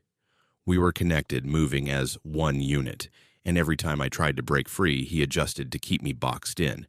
My CB crackled. "Stay in formation." The voice was calm, almost friendly. "Don't make this difficult." I grabbed the handset. "Formation? What are you talking about? I'm just trying to pass." "You're not passing anyone tonight. You're coming with us, easy way or hard way. Your choice." The adrenaline hit my system like ice water. I checked my mirrors, and my stomach dropped. 2 more trucks had appeared behind me, matching my speed, boxing me in from behind. 5 trucks total now, and I was in the middle. I hadn't seen them approach, hadn't noticed them in my mirrors. They'd just materialized out of the darkness like they'd been waiting for me. I tried the CB again. "Listen, I don't want any trouble, just let me through." A different voice answered, rougher than the first. "Nobody said anything about trouble. Just keep driving. Follow the route. We'll tell you where to turn." "I'm not turning anywhere. I'm headed to Coos Bay." "Not anymore, you're not." The lead truck's brake lights flashed once, twice. A signal. The formation tightened around me. The trucks on either side moved closer, their trailers now parallel with my cab. I was trapped in a moving cage of steel and diesel, being herded down a highway with nowhere to go. My hands were shaking on the wheel. This wasn't road rage. This wasn't some truckers messing around. This was coordinated, planned, professional. They'd been waiting for someone, maybe for me specifically, maybe for any solo driver who came through this stretch at the right time. And now I was caught, being guided towards some destination I didn't know, for reasons I couldn't imagine. The lead truck's turn signal came on. We were approaching Forest Service Road 48, a narrow logging road that disappeared into dense wilderness. No towns, no services, no witnesses. Just miles of trees and darkness, and whatever these people had planned for drivers they managed to trap. "Turn here," the voice on the CB said. Nice and smooth, no sudden moves. I didn't turn. I stayed on Highway 101, my foot firm on the accelerator. For a moment, nothing happened. Then the truck beside me swerved hard, slamming into my trailer. The impact made my whole rig shudder. I fought the wheel to keep from jackknifing. He hit me again, harder, and I felt my rear tires leave the pavement. "Turn, now." The voice wasn't friendly anymore. I cranked the wheel and took the turn onto Forest Service Road 48, my trailer swinging wide, barely making the angle. The convoy followed, maintaining formation, and we were off the highway now, committed, miles from help. The road narrowed, deteriorated, became more ruts than pavement. Tree branches scraped my sides. The darkness under the forest canopy was absolute, broken only by my headlights and the synchronized lights of the trucks around me. The CB crackled again. Different voice, older. "You're the 16th this year. Thought you should know. 16 drivers who took this road and didn't come back. People notice eventually, but by then the trucks are gone. Repainted, re-registered, sold to some fleet in another state. No proof, no trail, just missing persons reports that go nowhere." My mouth was dry. "What do you want?" "Your truck's worth 60 grand. Your cargo's worth 30. You're worth whatever we decide to do with you. Some drivers we just take the truck and let walk out. Some we can't risk doing that. Depends on how cooperative you are." I looked at the forest, pressing in on both sides. Even if I got out and ran, where would I go? We were miles from civilization, deep in wilderness I didn't know. They had 5 vehicles, probably armed, definitely experienced at this. I was alone, unarmed, and running out of options fast. The road climbed into the mountains. 20 minutes of driving deeper into nowhere, the convoy holding tight around me, and then I saw lights ahead. A clearing, maybe an old logging camp, with more trucks parked in organized rows. I counted at least a dozen, all different makes and models, in various states of being stripped down. This was a chop shop operation, massive in scale, and they'd been running it for months, maybe years. "Welcome to the processing center," the voice on the CB said. "Park in slot 7, engine off. Keys in the ignition. Step out slow with your hands visible. Do exactly what you're told, and you might survive this." The convoy loosened slightly as we entered the clearing. giving me room to maneuver to the designated slot. And in that moment, that brief gap in their formation, I saw my only chance. The road continued through the clearing and out the other side, probably connecting back to another highway miles away. If I could get past them, if I could build up enough speed, maybe I could outrun them. It was insane. It was suicide. But it was the only option that didn't end with me dead or walking out of these woods while they drove away with my truck and my livelihood. I slammed the accelerator to the floor. My rig leaped forward, engine roaring, heading straight for the gap between two parked trucks. Behind me, I heard shouts, the squeal of tires as the convoy tried to react. I was through the clearing in seconds, bouncing over rough ground, sideswiping a parked trailer that sent sparks flying. The road on the far side was worse than the approach. Barely a trail, meant for four-wheel drives, not loaded semis. I didn't care. I kept the accelerator down and prayed. My mirrors showed headlights, multiple sets coming fast. The convoy had turned and was pursuing. But I had a head start and momentum, and these logging roads were full of turns they had to take carefully while I was running them at speeds that would kill me if I miscalculated. Tree branches shattered against my windshield. My suspension screamed as I hit potholes and washouts. The trailer was fishtailing, threatening to jackknife with every turn. The CB erupted with voices, angry now, coordinating their chase. Block the junction at mile 4. Cut him off at the creek crossing. Somebody get ahead of him. They knew these roads. They'd run this operation long enough to know every route, every escape path. I was just improvising, hoping I'd find civilization before they found me. I saw the creek too late. The road dipped sharply, crossed a shallow stream, then climbed steeply on the other side. I hit it at 60 miles per hour and felt the truck go airborne. For one weightless moment, I was flying, engine howling, trailer disconnected from physics. Then gravity remembered I existed, and I came down hard. The landing shattered my front axle. I felt it go, heard the metal snap, and suddenly I was riding on the rims, sparks shooting out from under my cab, losing speed rapidly. The truck slewed sideways, half on the road and half in the creek. I was done. Dead in the water, with the convoy 30 seconds behind me. I grabbed my phone. No signal, of course, there wasn't, and kicked open my door. I'd run. It was all I had left. I'd run into the forest and hope they couldn't find me in the darkness. I made it maybe 50 yards before I heard the dogs. They'd brought dogs. Of course they had. This wasn't their first chase. They'd planned for runners. I changed direction, heading uphill where dogs would have trouble, where the undergrowth was thickest.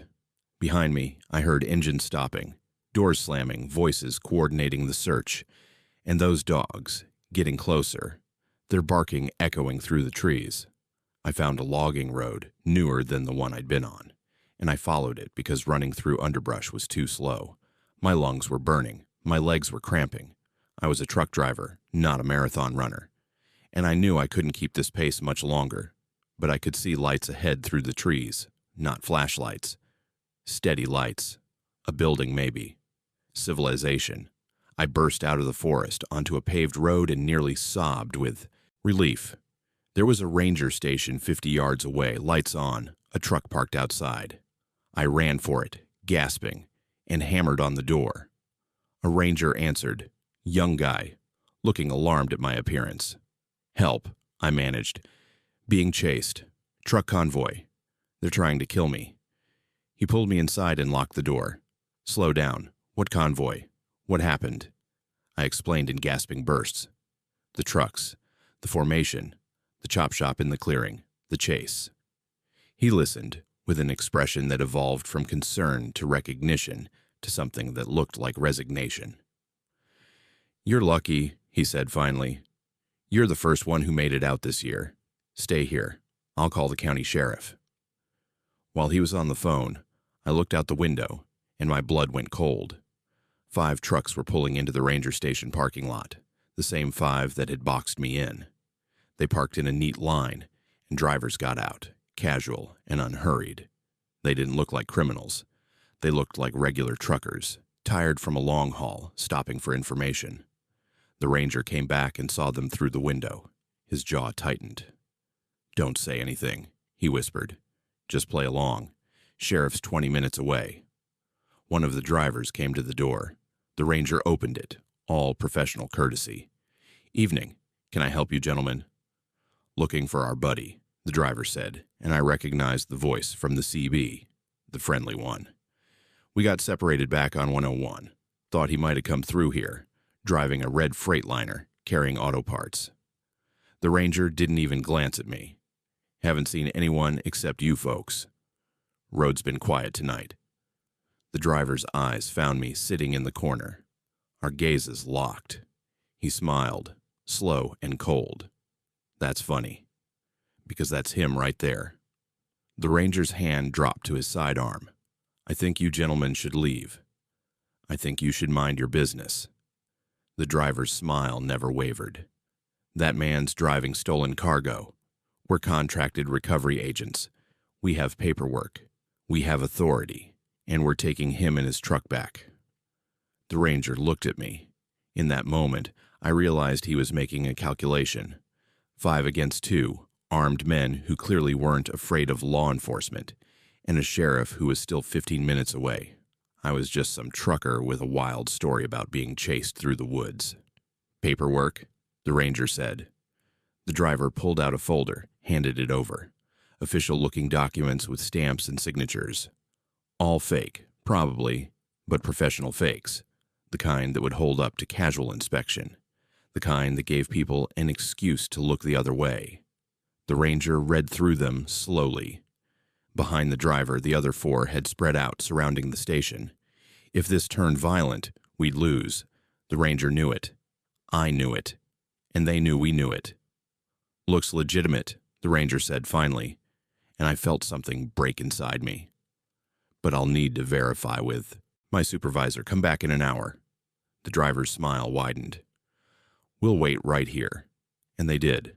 Parked in a semicircle around the ranger station, blocking all exits. Waiting with the patience of people who'd done this before. The sheriff arrived eventually, looked at the paperwork, asked me questions I couldn't answer adequately. How did I know they were criminals? Because they boxed me in. Maybe I was just paranoid. Because I saw a clearing with trucks. This is logging country. There are equipment yards everywhere. Because I ran. That looks more suspicious than what they were doing. I never got my truck back. They towed it from the creek, said it was totaled in my reckless chase through the forest, and the insurance company paid them as the cargo owners. I filed reports that went nowhere, made complaints that were never investigated. The operation in the clearing was gone by the time anyone looked. If they looked at all. I see them sometimes, on different highways, running in formation. Different trucks, different colors, but I recognize the pattern. The way they move together. The way they box in solo drivers who are in the wrong place at the wrong time. I try to warn people on the CB, but I sound crazy. Who's going to believe a story about trucker pirates running a chop shop operation in the Oregon wilderness? But if you're ever driving late at night and you see trucks running in perfect formation around you, if you try to pass and they won't let you, if voices on the CB start telling you where to turn, don't. Don't turn. Don't cooperate. Gun it and run and pray you're faster than they are. Because the convoy is always recruiting, always hunting, and they're very good at making drivers disappear. I don't drive the Pacific Northwest anymore. Can't. Every time I see more than 2 trucks together, my hands start shaking and I have to pull over. They let me live because the ranger gave them an out, but I know they're still out there, still running their routes, still looking for the next solo driver who's too tired or too trusting or too slow to escape. And sometimes I wonder if I actually got away at all, or if this is just what they let me think while they continue their work with one less witness who'll be believed.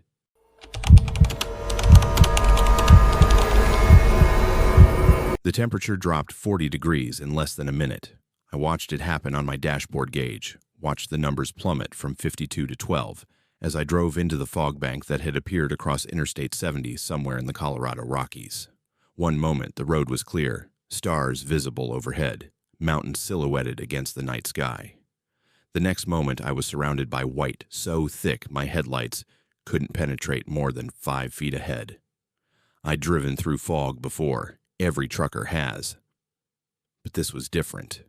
The temperature drop alone was wrong, unnatural, like I'd driven into a freezer. My breath came out in clouds that crystallized in the air. Frost started forming on the inside of my windshield within seconds. The heating system was running full blast, but it couldn't keep up with whatever cold was seeping into the cab from outside. I slowed to a crawl, hazards on, trying to see any trace of the road ahead. The white lines had disappeared. The shoulder markers were invisible.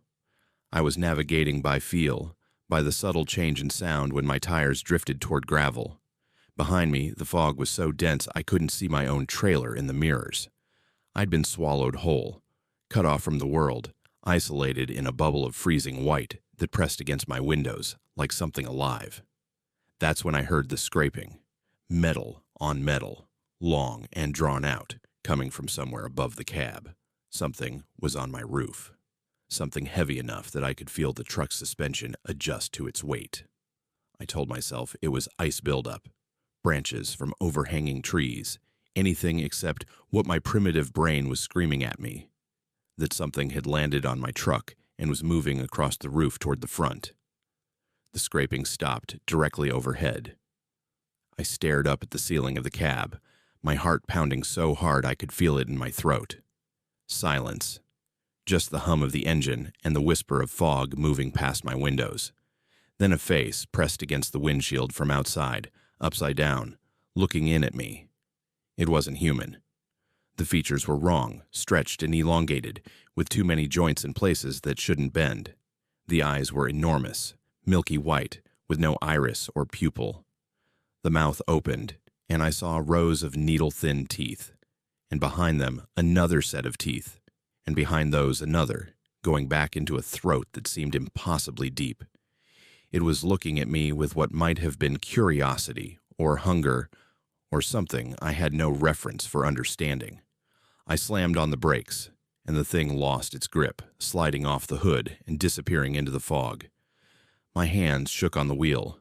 My entire body was trembling, from cold or fear or both. That hadn't been real. Couldn't have been real. I was hallucinating from altitude sickness or carbon monoxide or some gas leak in the truck. But the scratches on my hood were real. I could see them through the windshield, deep gouges in the paint where something with claws had scrambled for purchase. The fog grew thicker. Visibility dropped to nothing. I couldn't see the hood of my truck anymore. Couldn't see anything except swirling white that seemed to have texture, like it was made of something denser than water vapor. And it was getting inside. Wisps of it curled through the air vents, despite them being closed, seeping into the cab like smoke. Where it touched my skin, it burned with cold that went bone deep. I heard thumping on the sides of the trailer. Multiple impacts, irregular rhythm, like things were throwing themselves against it. The metal boomed and echoed, and I imagined dozens of those creatures clinging to my truck, trying to find a way in. I accelerated, trying to outrun them, but the fog was everywhere, and I was driving blind. I could have been on the road, or in a ditch, or heading straight for a cliff, and I wouldn't know until it was too late. My GPS had stopped working. The screen showed static, and underneath the static I could almost see shapes moving, the same way you can see faces in clouds if you look long enough. But these shapes were too regular, too purposeful, like something was trying to communicate through the device. The radio was dead too, all channels broadcasting nothing but a high-pitched whine that made my teeth ache. The creatures on my trailer were getting more aggressive. I heard metal tearing, the sound of claws punching through aluminum. They were trying to get to the cargo, or they were trying to get to me and the trailer was just in the way. The temperature gauge in the back of the truck showed the climate control had failed. Whatever I was hauling was exposed to the same freezing temperatures that were turning my cab into an icebox. Then the windshield cracked. Not from impact, but from the cold, stress fractures spreading across the glass like spider webs.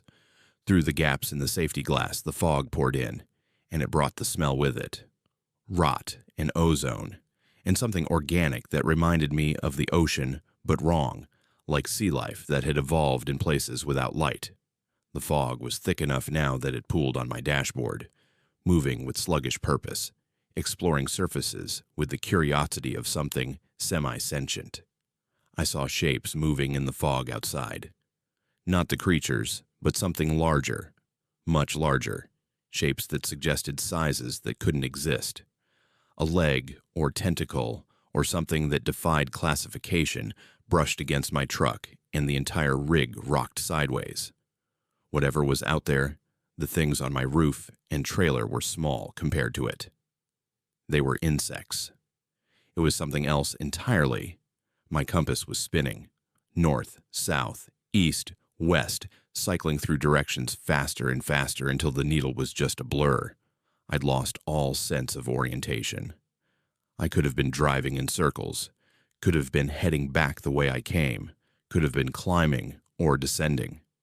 The road felt level, but my inner ear said I was tilting, my vision said I was upright, and my stomach said I was in free fall. The fog started to glow.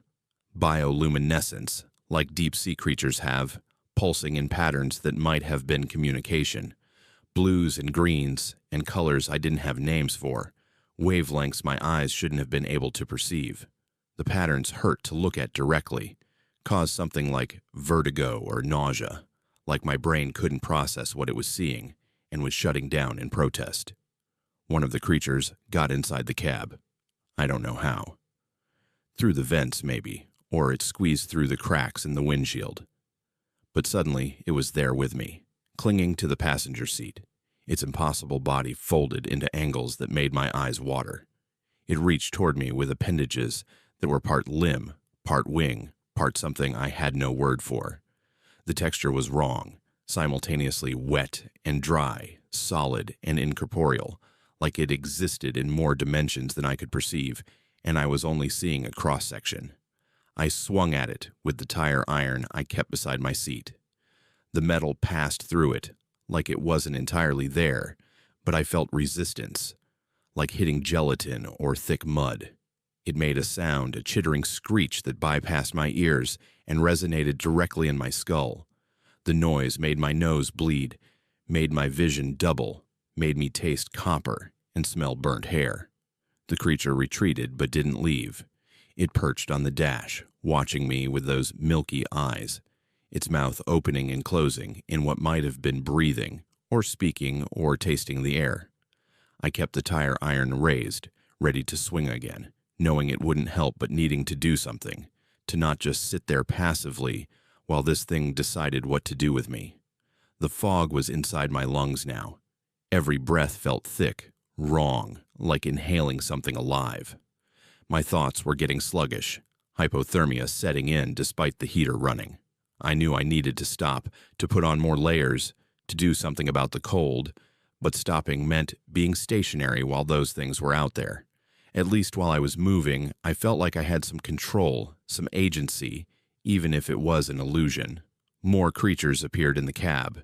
They materialized from the fog like it was birthing them, or like they'd always been there and were just becoming visible. 6 of them, 8, a dozen clinging to surfaces and each other and the air itself. They weren't attacking, just watching, studying me with alien intelligence that might have been curiosity or scientific interest or something I had no framework for understanding. I started seeing things in the fog outside.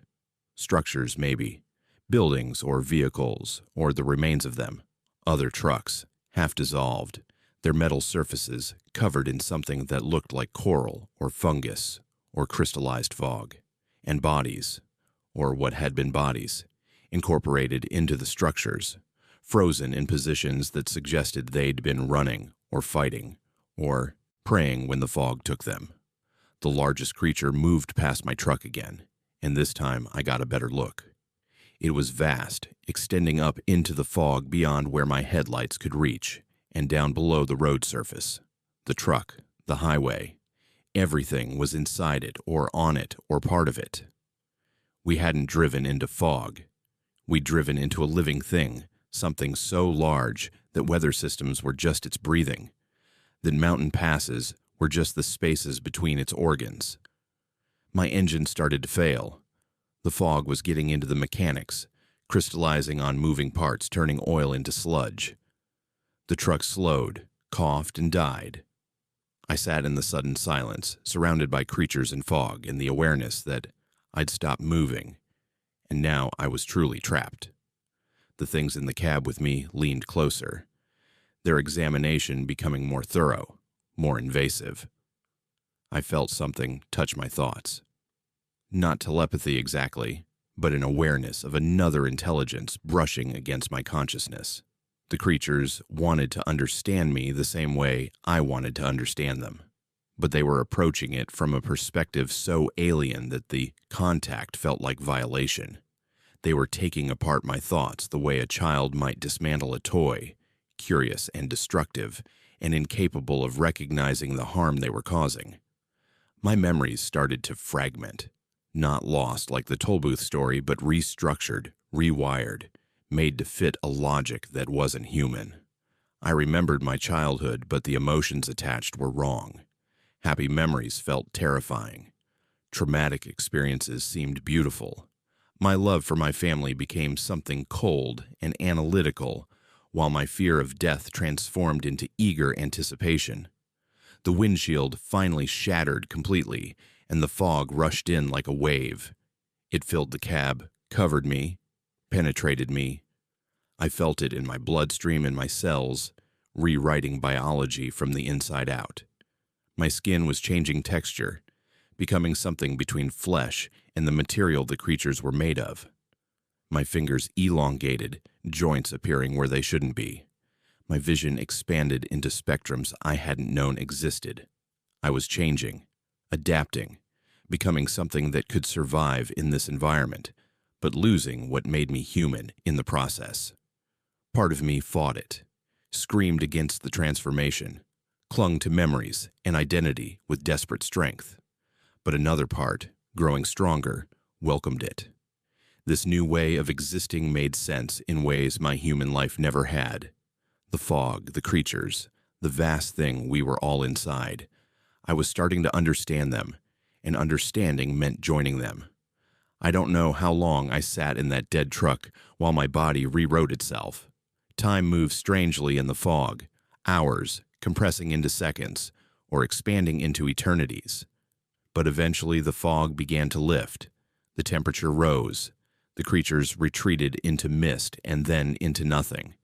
And I was sitting in my cab on the side of Interstate 70 with morning light streaming through my broken windshield. I looked at my hands. They were human again. Normal fingers, normal skin, no trace of the transformation except for a lingering feeling that my body was the wrong shape, that I should have more joints, more dimensions. I checked my mirrors and saw my trailer still attached, apparently undamaged, but when I walked around to inspect it, I found the entire cargo had been converted into something else. The auto parts I'd been hauling were fused together, grown into structures that looked organic, that pulsed slowly like they were breathing. The police found me 3 hours later, standing beside my truck, unable to explain what had happened. The cargo was gone. They saw only empty trailer when they looked, and the damage to my windshield was attributed to rocks or vandalism. The scratches on my hood were from branches, they said. The frost damage inside the cab was from leaving the windows open. Everything had a rational explanation that I knew was wrong, but couldn't argue against. I quit driving the mountain routes after that. Stick to plains and lowlands where fog is normal fog and cold is just weather.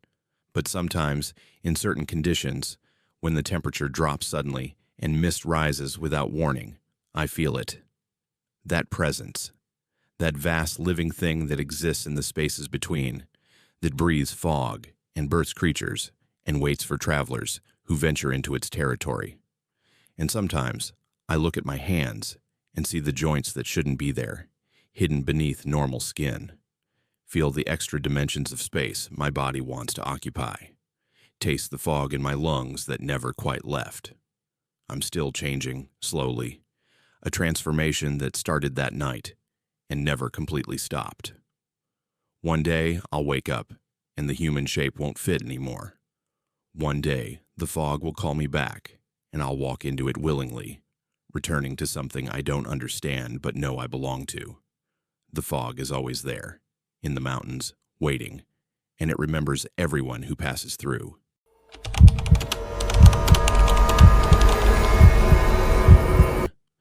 The way station lights were on, but nobody came out to flag me down. I pulled my rig onto the scales at 3:17 a.m. on a Tuesday morning, somewhere on Interstate 35 in Oklahoma, and waited for the usual routine. Digital readout showing my weight, inspector checking my logbook, maybe a spot inspection if I was unlucky. Standard procedure that I'd gone through 1,000 times. Except nobody came. The office windows were lit, the electronic signs were functioning, the facility looked fully operational, but there wasn't a single person visible anywhere. I climbed out of my cab after 5 minutes of waiting. The night air was warm and humid, thick with the smell of prairie grass and distant oil wells. The way station sat in a pool of fluorescent light, surrounded by darkness so complete it felt deliberate. I could hear insects chirping, wind moving through the tall grass beyond the parking lot, but no human sounds. No radios, no conversations, no footsteps. Just the hum of electricity and my own breathing. The office door was unlocked. I pushed it open and called out, "Hello, inspection." My voice echoed in the empty space. The interior looked normal at first glance. Computer monitors showed live feeds of the scales. Clipboards hung on the wall with inspection forms. A coffee maker on the counter was still on, the pot half full, steam rising from liquid that couldn't have been sitting long. Someone had been here recently, minutes ago maybe, but they were gone now. I checked the back offices. Empty. The break room had half-eaten sandwiches on the table, a TV playing the late news to nobody. Personal items were everywhere. Wallets, keys, phones charging on desks. Nobody had left voluntarily. Nobody had even had time to grab their belongings. They'd just vanished, all of them, in the middle of their shift. I picked up one of the phones and tried to dial 911, but there was no signal. Not no service. The phone showed full bars. But when I pressed the numbers, nothing happened, like the call was being blocked or intercepted. That's when I heard the sound from below, a low rumble, felt more than heard, vibrating through the floor and up into my bones. The building had a basement. I noticed the door marked "Maintenance Authorized Personnel Only," but hadn't thought much of it. Now that door was open, just a crack, and cool air was flowing out. Not normal cool air, but the kind of cold that comes from deep underground, from places that have never seen sunlight. Every instinct told me to leave, get back in my truck and drive away, and report this to the state police from the next town. But I'd seen those personal items. Those half-eaten meals. People had been here minutes ago. If they were in trouble, if they needed help, I couldn't just abandon them. I grabbed a flashlight from the desk and approached the basement door. The rumbling got louder as I got closer, developing a pattern, a rhythm that was almost like breathing. The stairs led down into darkness that my flashlight barely penetrated. Concrete walls, metal handrails, standard industrial construction. But the temperature dropped with every step, and the air had a smell I couldn't place. Mineral and organic at the same time, like wet stone and something rotting. The stairs went deeper than made sense for a way station basement. 20 steps, 30, 40, descending far below what should have been the foundation level. At the bottom was a corridor. Not maintenance tunnels, but something older, much older. The walls were still concrete, but they were covering something else. I could see where the concrete had cracked and fallen away in places, revealing stonework underneath. Blocks carved with patterns that hurt my eyes when I looked at them directly. Symbols that seemed to shift and rearrange themselves in my peripheral vision. This wasn't part of the way station. The way station had been built on top of it, maybe deliberately, maybe accidentally. The corridor extended in both directions, but I could hear voices coming from the left. Faint, echoing, but definitely human. I followed them, my flashlight beam swinging across walls that became less concrete and more ancient stone with every step. The patterns were everywhere now, carved into every surface, and I realized they were telling a story. A warning, maybe, or instructions, or some kind of record of what was down here. I found the way station staff in a large chamber at the end of the corridor, all 6 of them, standing in a circle around a hole in the floor. They weren't moving, weren't speaking despite the voices I'd heard. They were just standing there, staring down into that hole, and when my flashlight swept across their faces, I saw their eyes were wrong, too wide, too unblinking, reflecting light like animals. One of them turned to look at me, and her mouth opened, but the voice that came out wasn't hers. It was layered, multiple voices speaking in harmony, and they all said the same thing. You shouldn't have come down here. The hole in the floor was maybe 6 feet across, perfectly circular, carved through solid rock with precision that suggested technology or tools that shouldn't have existed when this place was built. I couldn't see the bottom. My flashlight beam just disappeared into blackness that seemed to absorb light. But I could feel something down there. Not see it, not hear it, but feel it the way you feel someone watching you. A presence, massive and ancient and aware. The staff members moved in unison, stepping aside to give me a clear view of the hole. It woke up, they said in those overlapping voices. The drilling woke it up. They went deep looking for oil, and they broke through into where it was sleeping. It's been trying to dig out ever since. This place was built to watch it, to make sure it stayed contained. But the seal is failing. The stone is cracking. Soon it will be free. I backed toward the corridor, but more staff members had appeared behind me. Not the ones from the office. These were older, wearing uniforms from decades past, their flesh gray and withered. Dead, had been dead for years, but walking anyway because something was animating them. The thing in the hole was pulling them back, using them as puppets. Every inspection officer who worked here, the voices continued, every trucker who came down to investigate, everyone who learned the truth, we're all part of it now. We guard it. We feed it.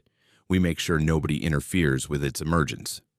The staff members moved closer, forming a circle around me, and I saw their skin was cracking like the concrete walls, revealing something underneath that wasn't flesh or bone but the same carved stone patterns that covered the walls. I ran, pushed through the circle of walking corpses, and sprinted back down the corridor. Behind me, I heard them following, their footsteps perfectly synchronized, no longer pretending to be human. And from the hole came a sound, a vocalization that bypassed my ears and resonated directly in my skull. It was singing, or calling, or speaking in a language that predated human speech. The sound made my nose bleed, made my vision blur, made every cell in my body want to turn around and walk back to that chamber and throw myself into the hole. I reached the stairs and climbed, taking them 3 at a time. The cold air from below became a wind, became a gale, something trying to pull me back down. The singing got louder, more insistent, and I felt my will crumbling. It would be so easy to stop climbing, to turn around, to join the others in watching and waiting and serving, to become part of the mechanism that kept this thing contained or helped it break free. I wasn't even sure which anymore. I burst into the office and slammed the basement door behind me, grabbed a desk and shoved it against the door, then a filing cabinet, then anything heavy I could find. It wouldn't hold them if they really wanted through, but it might slow them down. I ran for my truck, and that's when I saw the other vehicles, dozens of them, parked in the shadows beyond the light, trucks and cars and motorcycles, all with the keys still in them, all abandoned by drivers who'd stopped at this way station and made the mistake of investigating when nobody came out to greet them. My truck started on the first try, and I've never been more grateful for reliable mechanics. I put it in gear and floored it, crashing through the exit gate, not caring about proper procedure or regulations. In my mirrors, I saw figures emerging from the way station, too many to count, all walking in perfect formation toward the highway. They weren't chasing me specifically. They were spreading out, taking positions, waiting for the next driver who would stop because the law required it. I called the state police from the next town, told them the weigh station was abandoned, possibly a gas leak or carbon monoxide poisoning, something that would get them to investigate but wouldn't make me sound insane. They said they'd send someone. I don't know if anyone actually went. The next time I drove that route, 3 weeks later, the weigh station was operational. New staff, or maybe the same staff looking normal again, waving trucks onto the scales like nothing had ever happened. But I didn't stop. Haven't stopped there since. Take the fine for skipping a weigh station over whatever is being contained in that basement. Other truckers have told me similar stories about that particular station. How it's always understaffed. How inspectors don't last long before transferring to other locations. How sometimes at night you can hear singing coming from underground, a sound that makes you want to pull over and investigate even though every rational thought tells you to keep driving. The thing under that weigh station is still there, still trying to break through. And when it does, when that seal finally fails and it emerges, it won't be in some remote location where it can be hidden. It'll be right there on a major interstate, in front of hundreds of witnesses, and then there won't be any way to pretend it's not happening. The people guarding it know this. That's why they're still there, still watching, still waiting. Not to stop it anymore, but to manage its emergence, to control how and when it happens. I've thought about going to the media, to the government, to anyone who might listen. But who would believe me? And what would they even do? That thing has been down there longer than Oklahoma's been a state, longer than America's existed, maybe longer than humans have walked upright. The Native Americans who originally lived here knew about it. That's why certain areas were considered sacred, forbidden. The early settlers found it and tried to seal it away. Every generation since has been maintaining those seals, building new structures on top, pretending it's something normal. The weigh stations aren't just for checking truck weight and logbooks. They're monitoring stations, built on top of sites where things are buried, things that are waking up, and the staff who work there aren't really Department of Transportation employees. They're something else, something dedicated to keeping those things contained for as long as possible. But the seals are failing everywhere. The drilling, the fracking, the constant vibration from traffic. It's all weakening the barriers. And when they fail completely, when all those buried things emerge simultaneously, the highway system that connects this country will become something else entirely. Sometimes I dream about that hole, about what I felt looking into it. In my dreams, I walk back down those stairs, join that circle of watchers, and stare into the depths until my eyes adapt and I can finally see what's down there. And the terrible thing is, part of me wants to. Part of me needs to know what it looks like, what it wants, what it will do when it's free. That's how it gets you, not through force, but through curiosity, through the human need to understand. I still drive that route, still pass that weigh station, and every time I do, I see more trucks parked in those shadows, more drivers who stopped and investigated and never left. The thing in the hole is getting stronger. The singing is getting louder, and one night, maybe soon, I won't be able to drive past. I'll pull in like I'm supposed to. I'll walk into that empty office, I'll open that basement door, and I'll join all the others standing in the circle staring into the darkness, waiting for whatever is down there to finally climb out and remake the world in its image.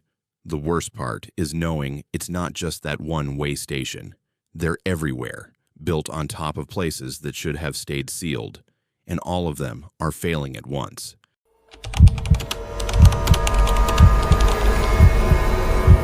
I saw myself broken down on the side of Highway 287 in Wyoming, about 60 miles from nowhere in any direction. My truck, my exact truck, sitting on the shoulder with its hazards flashing. Same company logo, same dent on the passenger side panel from when I'd backed into a loading dock in Cheyenne 2 years ago. Same little bobblehead dog on the dashboard that my daughter had given me for my birthday. and standing beside it, waving for help, was me. Not someone who looked like me. Not a brother or cousin or stranger with similar features. Me. Same height, same build, same gray jacket with the coffee stain on the left sleeve that I'd never been able to wash out completely. Same face, right down to the scar above my left eyebrow from a childhood accident. I was looking at myself from the outside, and the impossible wrongness of it made my foot come off the accelerator before my brain could process what I was seeing. I should have kept driving. Every instinct that had kept me alive through 20 years of long-haul trucking screamed at me to ignore what I was seeing and keep moving. But human nature is a curious thing, and curiosity is stronger than fear when confronted with something that shouldn't exist. I pulled over, maybe 50 yards past the broken-down truck, and sat there with my engine idling, trying to make sense of what my eyes were telling me. The other me walked up to my window. I didn't roll it down. Just sat there staring at my own face, looking in at me, and the recognition in those eyes was mutual and total. We both knew exactly what we were seeing, because we were seeing it from opposite sides of the same impossible moment. "I know how this looks," he said, and his voice was my voice, exact down to the slight rasp I developed from years of breathing diesel fumes. "But I need your help. My alternator's shot. Phone's dead. I've been stuck here for 3 hours, and you're the first vehicle I've seen." I found my voice, though it came out strangled. "Who are you?" "I'm you, Daniel Weaver, age 47, divorced. One daughter, Emily, studying engineering at Colorado State. Hauling electronics from Salt Lake to Denver. I'm you, and you're me, and I don't understand what's happening any more than you do, but I need a jump or a ride to the nearest town, or I'm going to miss my delivery window." He knew things he shouldn't know. Private things. The kind of details you can't find online or guess at. He knew Emily's middle name was Marie, after my mother. He knew about the scar on my inner thigh from a hiking accident when I was 19. He knew the combination to the lockbox where I kept my important documents. He knew the last words my father said to me before he died. "What year is it?" I asked, because I'd read enough science fiction to grasp at the only explanation that made sense. 2025, October, same as it is for you." He pulled out his wallet, handed it through the crack I'd opened in my window. Same license, same photo, same information, same credit cards, same insurance card, same everything. The wallet was more worn than mine, the leather cracked in different places but otherwise identical. "Where did you come from?" My hands were shaking on the wheel. "Same place you did. I left Salt Lake yesterday afternoon, took 287 because the interstate was closed for construction, and about 3 hours ago my alternator died and I coasted to this spot, and I've been waiting for help ever since." He paused, studying my face the way I was studying his. "You're thinking time travel, some kind of loop, but it's not. I'm not you from the past or future. I'm you from now, from today, from this exact moment. I don't know how that's possible, but here we are." I got out of my truck, walked back to his, to my truck, and examined it closely. Everything was perfect. Too perfect. The wear patterns on the tires matched mine.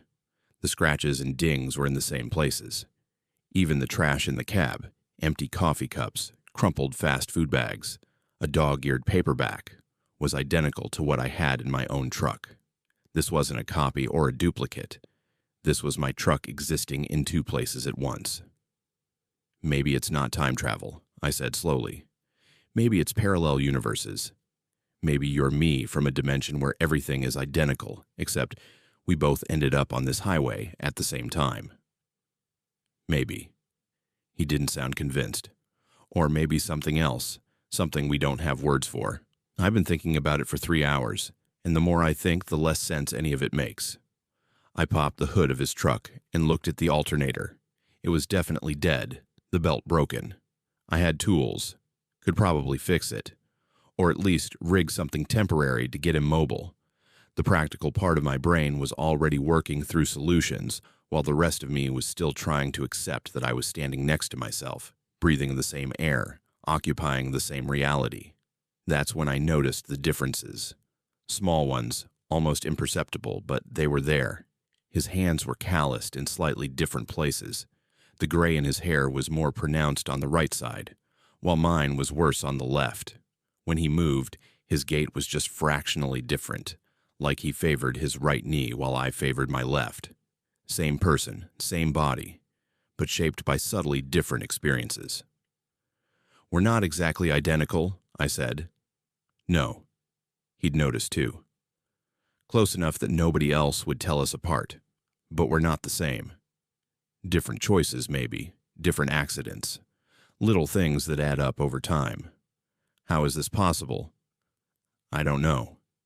He leaned against his truck, and I saw exhaustion in his posture that I recognized because I felt it too, the bone-deep tiredness of too many years on the road. "But I've been thinking about something, about that accident in Nebraska 5 years ago, the one we almost had." I remembered. A truck had swerved into my lane during a storm. I'd jerked the wheel right, narrowly avoiding a collision that would have killed me. It had happened so fast that I'd barely had time to process it before it was over. "I've thought about that moment 100 times, he continued, how close it was. How if I'd reacted 1 second slower, I'd be dead. And I've wondered if maybe I am, or if I'm the one who survived and there's another version who didn't. Multiple versions, splitting off with every choice, every near miss, every fork in the road." The implications settled over me like cold water. "You're saying we're different versions of the same person from different timelines. I'm saying maybe we were the same person once, and then something split us, made us separate. And now the universe, or whatever's running this show, has brought us back together, put us in the same place at the same time. And I don't think that's an accident." I looked down the highway in both directions. Empty. Nothing but scrubland and distant mountains, and a ribbon of asphalt connecting nowhere to nowhere. We were miles from civilization, in a spot that couldn't be more isolated if we'd tried. The perfect place for something impossible to happen without witnesses. "One of us isn't real," I said. "That's what you're thinking. Or we're both real, but only one of us can stay that way. Maybe this is the universe correcting itself. Maybe it can't sustain 2 versions of the same person in the same reality. And by meeting like this, we've forced some kind of resolution." I felt it then. A pulling sensation, like gravity but wrong, centered on the space between us, like we were magnets with the same polarity, pushing apart and pulling together simultaneously. The closer I stood to him, the stronger it became, an uncomfortable pressure in my chest, a ringing in my ears, a sense that reality was stretching thin around us. "If I help you," I said carefully, "if I get your truck running and we both drive away from here, what happens?" "I don't know. Maybe nothing. Maybe we go back to our separate lives and never cross paths again." He didn't sound like he believed it. "Or maybe the universe keeps pushing us together until something breaks." I thought about my life. The long hours, the endless highway, the daughter I saw twice a year if I was lucky. The loneliness that had become so familiar, I barely noticed it anymore. And I looked at this other version of myself and wondered if his life was any different, if any of the choices we'd made differently had led to anything better. "There's another option," he said quietly. "One of us could just leave, drive away, pretend this never happened. Let the other one handle the broken-down truck problem. And you think that would solve it? The universe would just let us both exist as long as we don't interact. I think maybe only one of us is supposed to be here, on this highway, at this moment, and the other one is an error, a glitch, something that shouldn't exist. And if that's true, then the real one stays and the other one." He trailed off. I understood what he wasn't saying. One of us disappears, ceases to exist, returns to whatever quantum probability we emerged from. The question was, which one? "How do we know which of us is real?" I asked. "That's the thing. I don't think either of us can know. From my perspective, I'm the real one, and you're the copy. From yours, it's the opposite. We're both convinced of our own reality, and we're both right, and we're both wrong. He met my eyes. So maybe it comes down to choice. One of us chooses to leave, and by making that choice, accepts that they're the copy. The pressure between us was getting worse. My vision was starting to blur at the edges, and I could see the same thing happening to him. We couldn't stay in proximity much longer without something breaking. The universe was rejecting our coexistence, trying to force a resolution. I walked back to my truck, started the engine. He watched me from beside his disabled vehicle, and in his eyes I saw the same question I was asking myself. Which of us would drive away? Which of us would stay and eventually cease to exist when the universe finished correcting its error?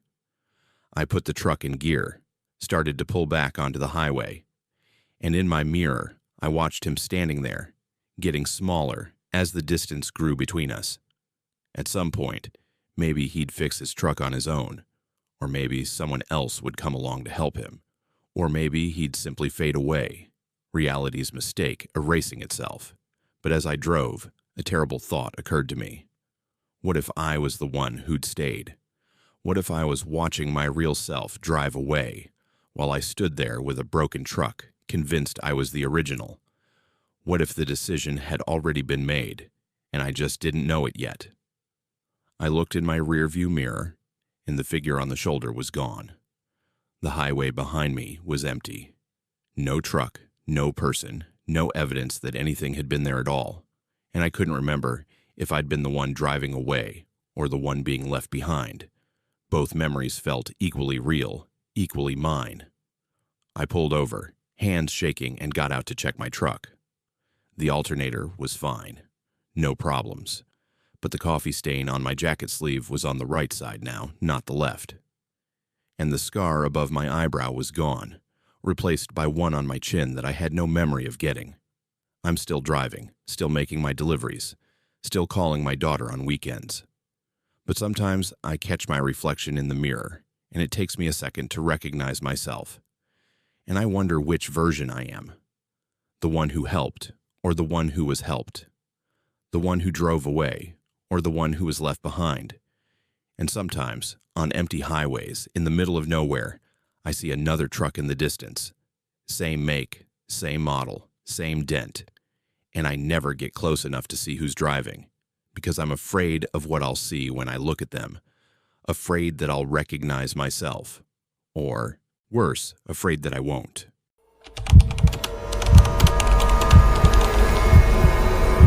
The client paid triple the standard rate for one simple condition: don't open the trailer. The cargo was sealed, climate-controlled, insured for $3 million, and I was to deliver it from a pharmaceutical facility outside Baton Rouge to a private research center in Shreveport. 200 miles, straight shot up Interstate 49.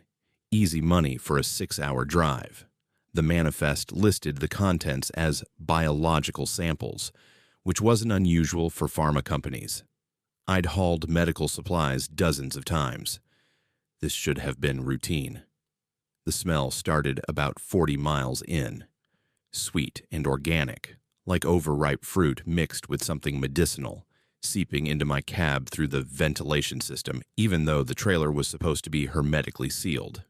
I checked my mirrors, looking for signs of a leak, but the trailer looked normal. The climate control system was functioning, temperature steady at 38 degrees, no visible damage. But that smell kept getting stronger, thick enough to taste, coating the back of my throat with a flavor that was part sugar, part rot, part something chemical my body recognized as wrong. I pulled over at a rest stop to check the seal. The trailer doors were exactly as they'd been when I'd left Baton Rouge, locked with a security seal that showed no signs of tampering.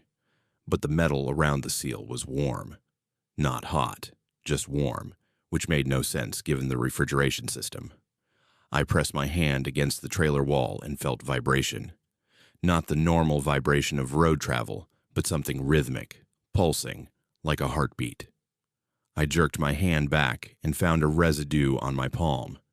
Clear and viscous, like honey but thinner, with an oily quality that made my skin tingle where it touched.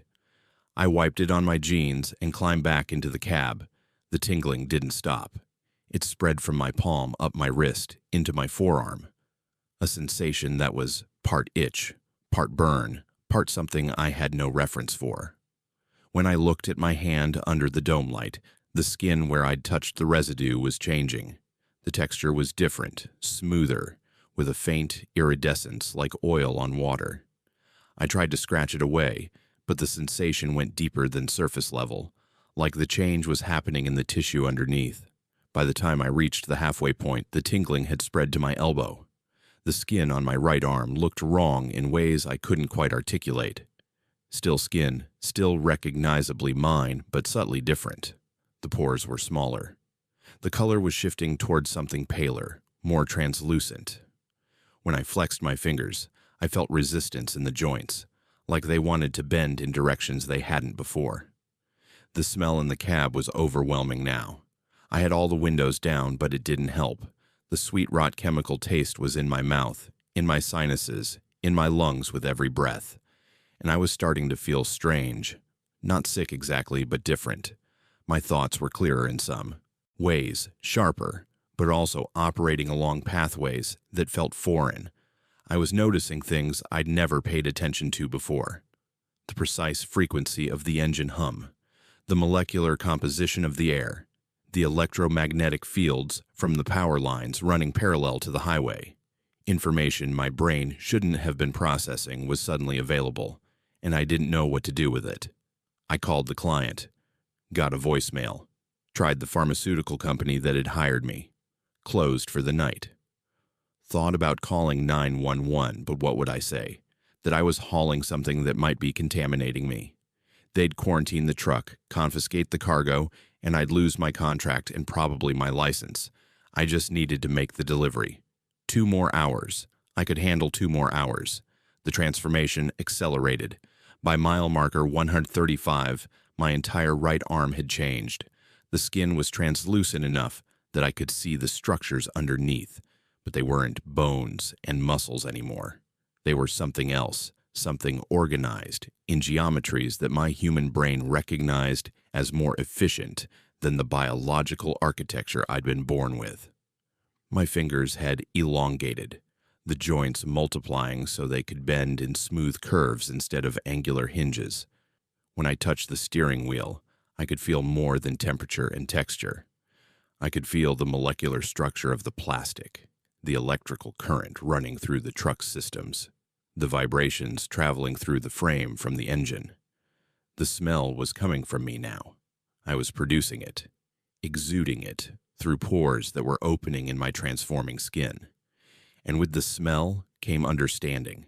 The cargo in the trailer wasn't contaminating me by accident.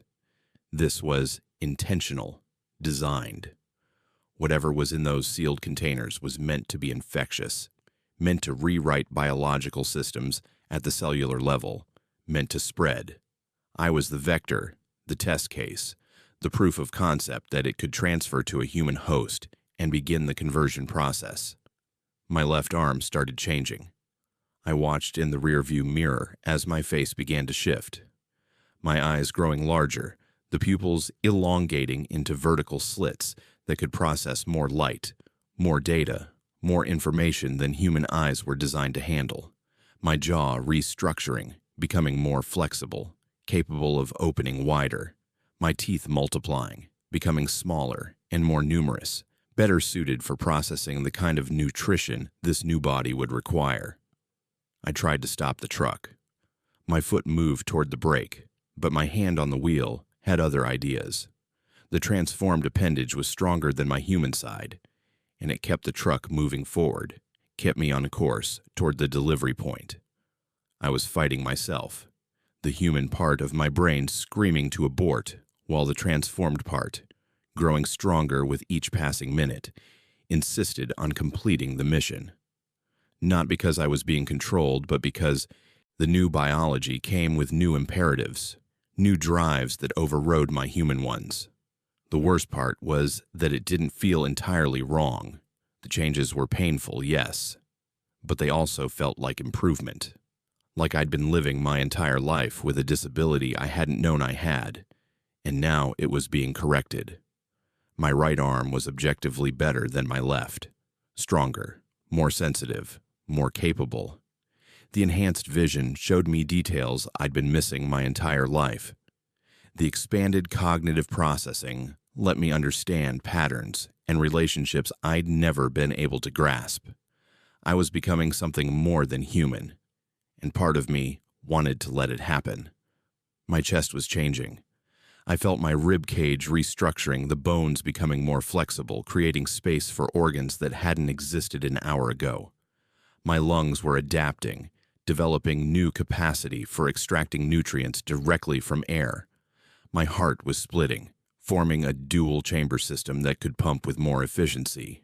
The transformation was total, systematic, replacing every part of me with something better designed, better adapted, better engineered. I looked at my phone on the dash, could still call for help, could pull over and flag down another driver, could do something while there was still enough human left to want to resist. But my transformed hand reached out and crushed the phone instead, the plastic shattering under fingers that had become something between organic and mechanical. The decision wasn't mine anymore. Or it was mine, but mine meant something different now. The research center appeared ahead, a sprawling complex of modern buildings set back from the highway. Security gates, biometric scanners, the whole facility designed to contain whatever research happened inside. Except the research wasn't inside anymore. It was in my trailer. It was in me. And I was delivering it exactly as contracted.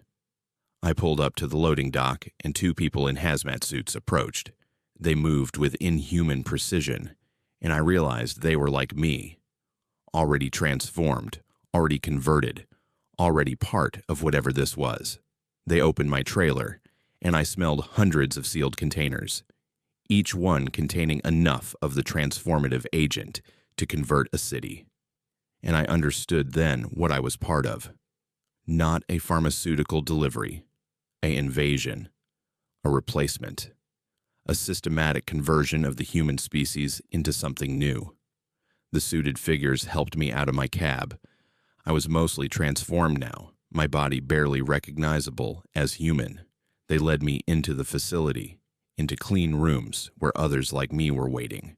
Different stages of transformation, different body types, all being converted into variations of the same improved design.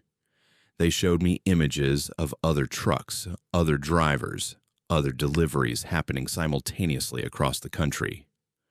Hundreds of us, all hauling the same cargo, all becoming infected, all completing our routes and spreading the contagion.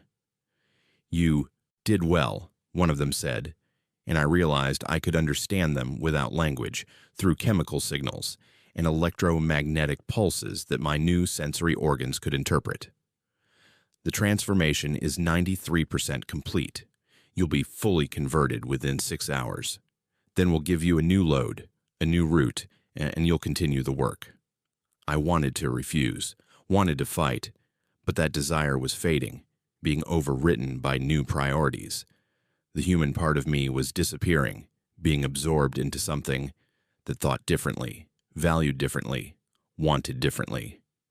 And that something saw the conversion not as an invasion but as an upgrade, as the next stage of evolution, as humanity's replacement with something better suited to survive. They took samples from my transforming tissue, analyzed the conversion rate, pronounced it successful. I was a viable vector, proven capable of carrying the agent and spreading it through proximity. Every surface I'd touched, every breath I'd exhaled, every drop of the residue I'd left behind was now infectious. The rest stop where I'd checked the seal was contaminated. The gas station where I'd fueled up was contaminated. Anyone who'd been within 10 feet of my truck was beginning their own transformation, though they wouldn't notice for hours yet. 6 hours later, I was no longer human.